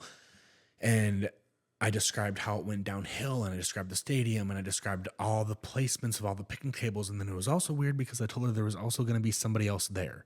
There was another person. It was Zach from the brew pub. Was there. Zach. No And that's way. how I met Zach. Whoa. And we end up getting baptized together. That's No way. And I seen it in my dream. Holy shit. Yes. That's crazy because we talk about the Nordic Tap House all the time. Yes. We talk about Zach all the time. We love Zach. So this is a fucking crazy coincidence. Yeah. And I don't believe in coincidences. Yeah. So What do you believe here, Bobby? I believe everything is for a reason. Everything is cause and effect. I think everything is all interconnected in some way, shape, or form. I don't believe anything happens randomly in this world. I used to. I used to. I used to think that. And I think as we get older, it's harder to, you can't even be that naive anymore. Once you see so much, Yeah. you can't unsee it anymore. Yeah. And it's not about the logical. It's not about what science can explain. It's about what you saw with your fucking eyes Yeah. and what you experienced with your brain and your life. And you're like, it doesn't matter if anybody ever believes me about what I say. I know what the fuck happened. Right. Right? So get this. So after this happens, I decide I'm sober. I got baptized, and I heard a scripture in my head that I'd never heard before. I heard this verse, and it was, "My life means nothing to me if I do not use it to spread the good news of Jesus Christ and his grace." And I didn't know that was like a exact verse at the time. And come to find out that's a verse in Acts, and I kind of made it like my life's theme verse. And so like these like supernatural things were happening. But the funny thing is when I had that dream about the baptism, one of the things at the end of that dream is I remember as I came out, pastors were walking away. and these pastors are going to churches. And I noticed that on the shore at this time, there was a bunch of people, and there was, people in orange jumpsuits. There was crackheads, heroin addicts, and they're scratching their skin and they're tweaking, and everybody's walking by them, and all these criminals and drug addicts. And I remember looking at them, and I was like, looking side by side, and I'm like, these pastors are really, everyone's walking away. I'm like, don't you guys need little Jesus? Like, I just found him, bro. You should see what I just got saved from. Like, and I just wanted them to know, like, in this dream that I was having, it was like I knew that I had this peace, and I was like, I want you to know that. And so in the dream, I ended up, after they left and they went to their churches, I sat down with these people and I just looked at them all, and I was like, do you guys want to learn about Jesus with me? And I just asked them all at the shore, and they all kind of like, well, yeah, sure, whatever, nonchalant. All of a sudden I realized I had a Bible in my hand. And I was like, okay. So then all of a sudden we all have Bibles and we're reading together. And all of a sudden I'm watching, and their skin's healing and their clothes are changing, and they're all wearing these like white robes, and they're smiling and they're clean. And I looked down and I realized I was clean and I had a white robe on, and it was like a signal to me. And so I was like, I think I know why I got that verse when I got baptized. And then I think I know why I had that dream. And I told my wife, I was like, I think I'm supposed to help the people that the church don't help. The people that the church don't go to. Like, I'm sorry, but the church isn't going to walk into the hood. Like, you just ain't. The church isn't going to walk into the trailer park. Yeah. And so I did. I made it my mission.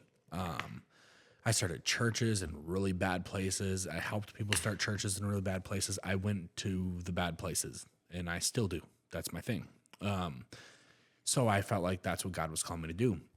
Later on, Which really is exactly what Jesus did in the Bible, it is. right? It literally He is. hung out with the worst people, the prostitutes, and He said, the righteous don't need a doctor. right. Like, that was the whole point.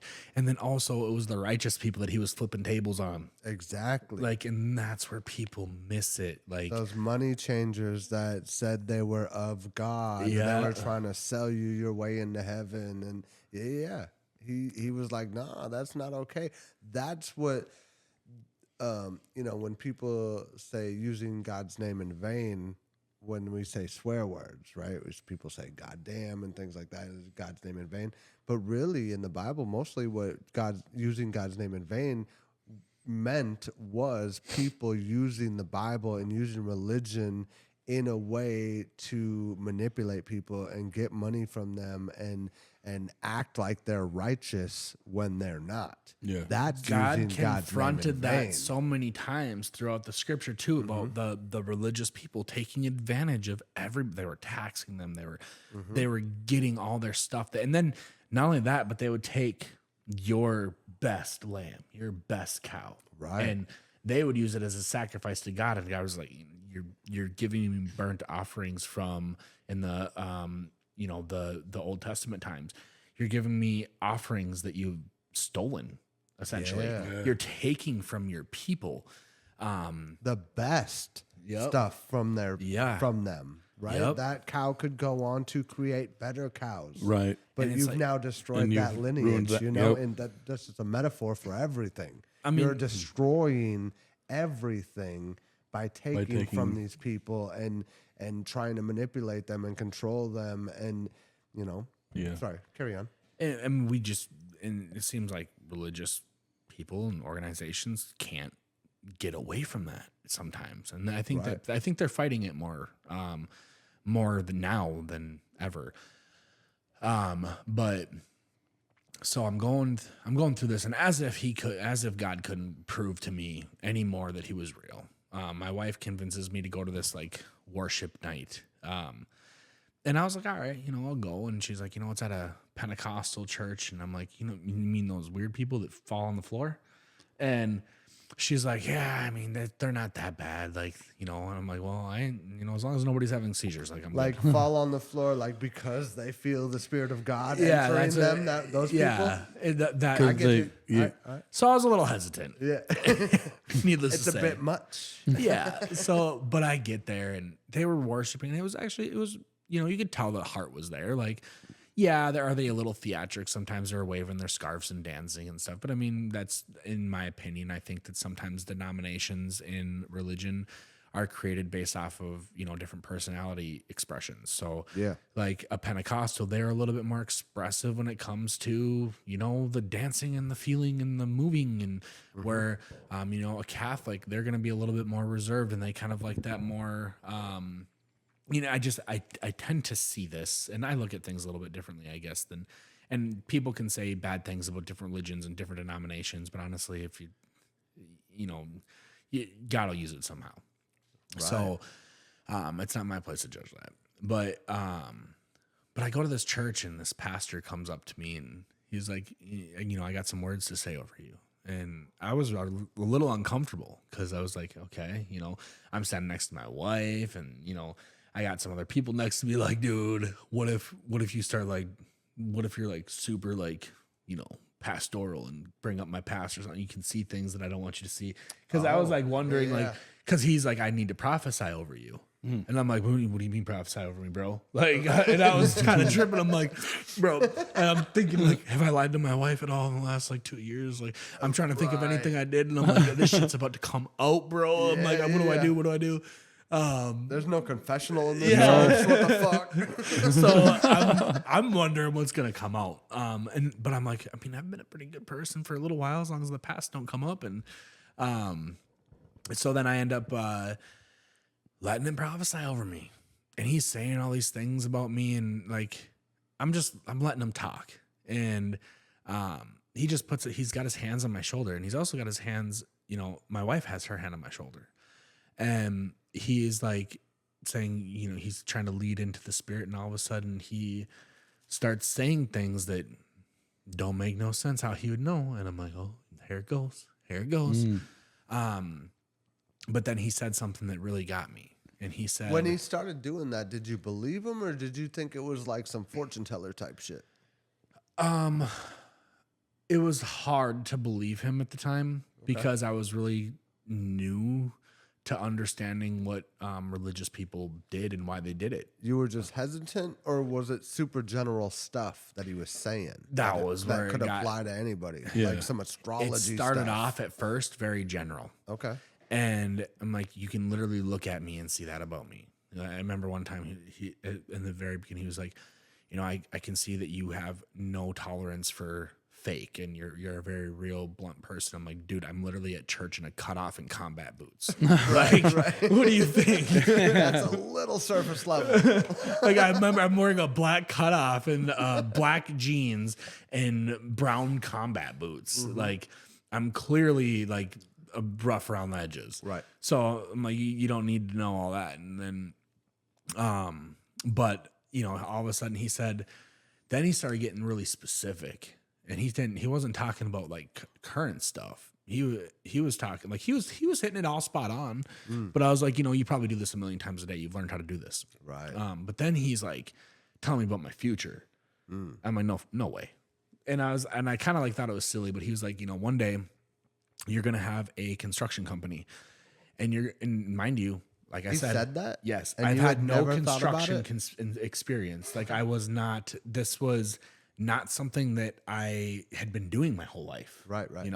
And he tells me, you're going to have a construction company, but he didn't just say that. This dude says, and you're going to have a ministry through it. And I'm like, a ministry? Oh, so I'm going to be like a pastor through a construction company. And he's talking about how I'm going to reach people at job sites, and I'm going to be going from place to place, and I'm going to be reading the Bible. And he's getting real deep. And I kind of like was like, I could maybe see that, but it wasn't actually happening. Right. Yeah. And then I remembered my wife was really, really in touch with it. We left and she's like, do you not remember the dream? And I'm like, oh yeah. I told her a few months before that, I was like, babe, I had a really weird dream. And I went out into the woods and these angels were standing there and they had me follow them into the woods. And I was asking them what I'm supposed to do.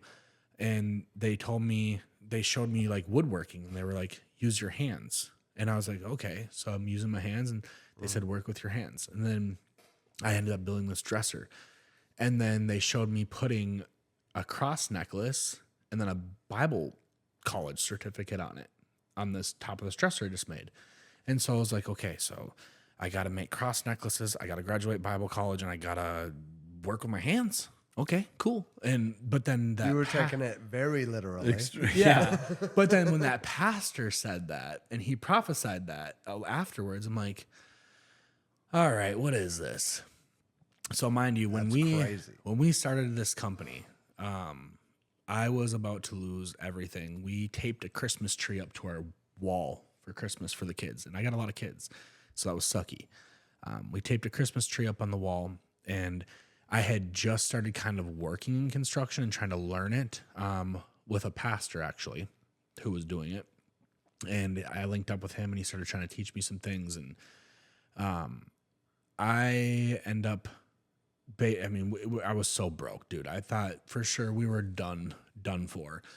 And I told my wife that I'd wanted to start the company, but I was scared. And she was like, you can do it. Like, I'm telling you, this pastor said you can. He prophesied it over you. You had this dream. She believed in it so much, and I didn't. I was like, I'm just not ready. I'm just going to get a normal job. And I come home one day, and there's a red folder on the table. And if the government's listening, I don't know if this is illegal. I hope not. But I open it up and my wife started a company in my name. And it's the company I always wanted, Red Letter Renovation. I'm like, babe, why did you do that? Like, I'm not ready. And she's like, Justin, you're ready and you're doing it. And I was like, now mind you, this is the woman I prayed for. Yeah. So thanks God for that. Mm-hmm. And so I remember like I was driving a old Toyota Corolla at the time. I'm pretty sure it was just, I always had one beater after the next, just anything I could get for $500 that would last me at least a week.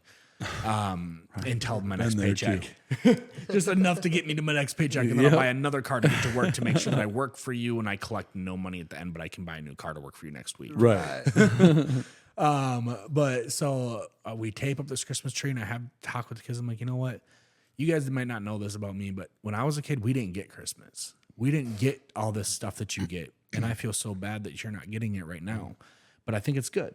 And I was like, I want you to understand that, like, sometimes life is hard.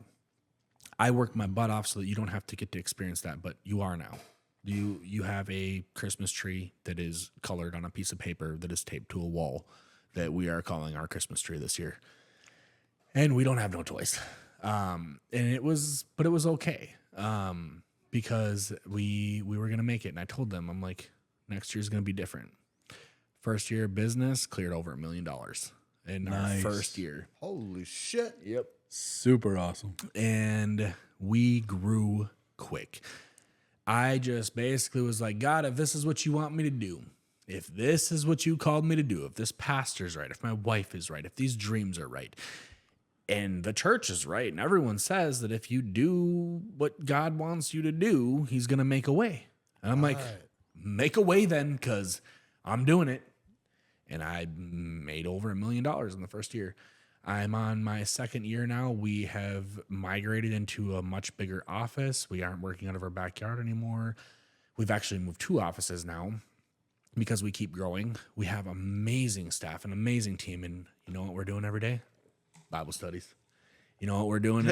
Anyone who works for me, I pay for you to go to Bible college.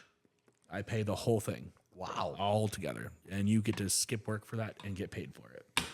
Dang. So I also graduated from Bible college. And I realized what the cross necklaces were. It wasn't me making them. I realized that I was doing it without realizing it. I make, like, this is dog tags, and it just says Justin Barnett, Soldier of God, and, you know, just like some different, like, things like that. You make those, do you sell them or do you give them away, or what do you? I buy Bibles and I buy necklaces and different cross necklaces and dog tags for people. And what I find helpful is addicts have a thing. A lot of times addicts need something to grab, something physical to touch. And I tell them, you know, I'm going to pray over you. I'm going to give you this Bible and I'm going to give you this necklace. And when you're having a tough time and you hold this necklace, if you hold this while you pray, just take your mind off of it for a second and pray through it and hold that necklace and see if you still want the drugs afterwards. And you would be surprised at like how many people, like just something that simple helps. And now I'm seeing people be free. Actually, I ended up baptizing a dude. I had a knife to his neck a year earlier, and we were in a fight about drugs. And I actually baptized him a year later. He walked into my church, and he was like, he'd seen me, and he was like, dude, I don't know if this is okay. Like, are we good? And What? turned into such a cool thing. You had a knife to this guy's throat? Yeah, he came up to me, and it was in front of his whole family too. Like it felt really bad because, you know, it wasn't a good situation. Well, I don't imagine any situation where someone puts a knife to someone's throat is Yeah, good. that's pretty extreme. I had him up against his car, like in front of his family. Like his kids were in the car. He approached me, granted, and came up to me yelling, and I, like a psychopath, smiled at him, and he's like, "What's so funny, motherfucker?" And I was like, "This," and then I threw him down, and I was like, you know, I was so sick the way I portrayed it to his family too, like proposing, like, "Do you want him to die? You want to watch him die?" Oh, like, man. it was that sick. That's gross. And I ended up baptizing this dude because he found his faith. We were doing drugs, selling drugs together. That's incredible. And then he found his faith. I found my faith right before him. And then he ended up coming to the same church I went to. And then I got to do church with him and ministry with him, gave him a necklace as well, and then baptized him. And his whole family has been baptized now, and they're all following Jesus. They're not doing drugs. Like, it's crazy. What a story. That's It's amazing. This has all been very phenomenal. A lot of information, definitely, and I love every second of this. you're gonna probably have to cut some of this stuff out or shorten it up or something. No. But I definitely want to have you back on again soon to talk more about this because it seems like you probably have a lot more to say. You've we lived love an it. interesting life, and I'd love to hear more about it. And the reason I wanted to give the context, I guess, is because there's a lot of people out there who you don't feel like you can come to that. You don't feel like you can come to that conclusion. Sometimes you feel like, you know, I fucked up so bad. Yeah. And here I am cussing, and I'm a Christian, right? And I try not to. I genuinely do. But it's one of the things that But Jesus didn't call me to be perfect. Right. He said he was perfect so that I didn't have to be. Yep. He said that if I believe in him and I trust him and I know that he was perfect and he died for my sins, I'm covered because I believe in him, not because I could ever be good enough, because I never will. And none of us will. Like, that's why I hate how Christians judge people, because it's like, you're not perfect either. Right. You have your secrets. Like, even though Glass you don't tell houses, people. Yep. throwing stones, Big that whole rocks. thing. But the whole reason I'm so dedicated to this, and the reason why I love talking about this and even sharing some of the background story is just because of the fact that I don't think that people understand how much freedom the depression, the addictions, the mental illness. You know, I haven't taken a medication for my bipolar disorder since I got baptized. Right. Not one. I actually just got told that I've been having heart issues since I was a kid. It's one of the reasons I had troubles in the Marine Corps too. Why I got an other than honorable instead of dishonorable. That was a little bit of a part of it too. And I've been struggling with this for a long time. I just got a word 2 days ago from my heart doctor because I was doing all these testings and stuff. And he calls me, he tells me, you know what he says? I called my sister and she was so worried because I told her it was about my heart. And I've had issues with my heart since I was a kid. He said, I don't know what happened, man. He was like, you don't need me anymore. He's like, your heart has healed itself. He's like, you have a normal functioning heart. Whoa. That's beautiful. And this was just a couple days ago. I had this appointment. And the reason I say these things is because I don't think that people realize that these things actually happen. This is actually real. Like, this isn't some freaking glorified version of Harry Potter in my head, dude. Right. These are real life experiences that I really went through. And you can look at me and see, like, I ain't your normal person. Like, I'm a hillbilly. Like, I talk, I swear, I do things that I shouldn't. I'm not a normal Christian, but I'm telling you, like, this shit's real. Yeah. Like, you can't see the things that I see, and you can't feel the things. You can't have that kind of change in your life if it ain't real. Like, you can't, there's no way. And when I see people who are hurting, when I see people who are broken, and I see people who are addicted or whatever they might be, I don't judge them. I instantly want to be like, dude, I know the way. Right. Like, trust me, bro. I felt it. Like, but if you listen to me and you try this out, 30 days, just pray for like 30 days. Just do whatever you want. Test it somehow. Like, it'll be okay. Yeah. And just to see people come from a place of having a knife to somebody's throat and being high on anything you could get high on to having genuine peace. Yeah. I have 6 kids now. I have a beautiful family. I have a wife. I have a business. I'm fairly successful. I am successful to the point where I get to give a lot of my money away now. Nice. And I used to scrounge for change just to get a little bit more gas. Right. And we don't want to forget where we come from. It's big, especially if you find faith. And any Christians listening, don't forget where you came from, because that's when you turn into a judge. Wow. How about anybody listening? Yeah. Not just Christians, because oftentimes in life, people can forget where they come from. And it wasn't long ago, someone who's all righteous and so much better than everybody else was my situation or your situation. Mm-hmm. But they ain't going to remember that, because that's what held them down. Mm-hmm. It takes a real person to be able to recognize and keep it real with everybody through the whole process, through their whole journey, through everything. Your journey ain't over, man. It's just starting. So I want to say it's been fucking awesome having you. I knew it would be great, but god dang, you knocked it out of the park today, man. Thank you. Really quick, I got one thing that kept popping into my head the whole time you were talking about this was like Mike Tyson. So Mike Tyson, beast. He talks a lot about when he started training. The dude that trained him, he would hypnotize him, right? And he would train, like when he was hypnotized, young Mike Tyson? Young Mike Tyson, just learning how to box, right? Coming out of the hood. I forget his trainer's name. Do you remember his name? I don't. Yeah, whatever his trainer's We name can look it was. up, though. Put it up But right here. Mike Tyson talks about how he used to hypnotize him, and then he would teach him, like, you're a killer. You're the best. You're going to fucking kill everybody, right? Yeah. And that's what he would teach him as he was hypnotized. And it reminds me of you being a kid, right, being taught this. You're going to steal for the family. You're going to protect the family. You're going to hurt people for the family. You're going to sacrifice your life for the family, right? You were taught this. That's basically the same as getting hypnotized. Yeah. Right? Brainwash?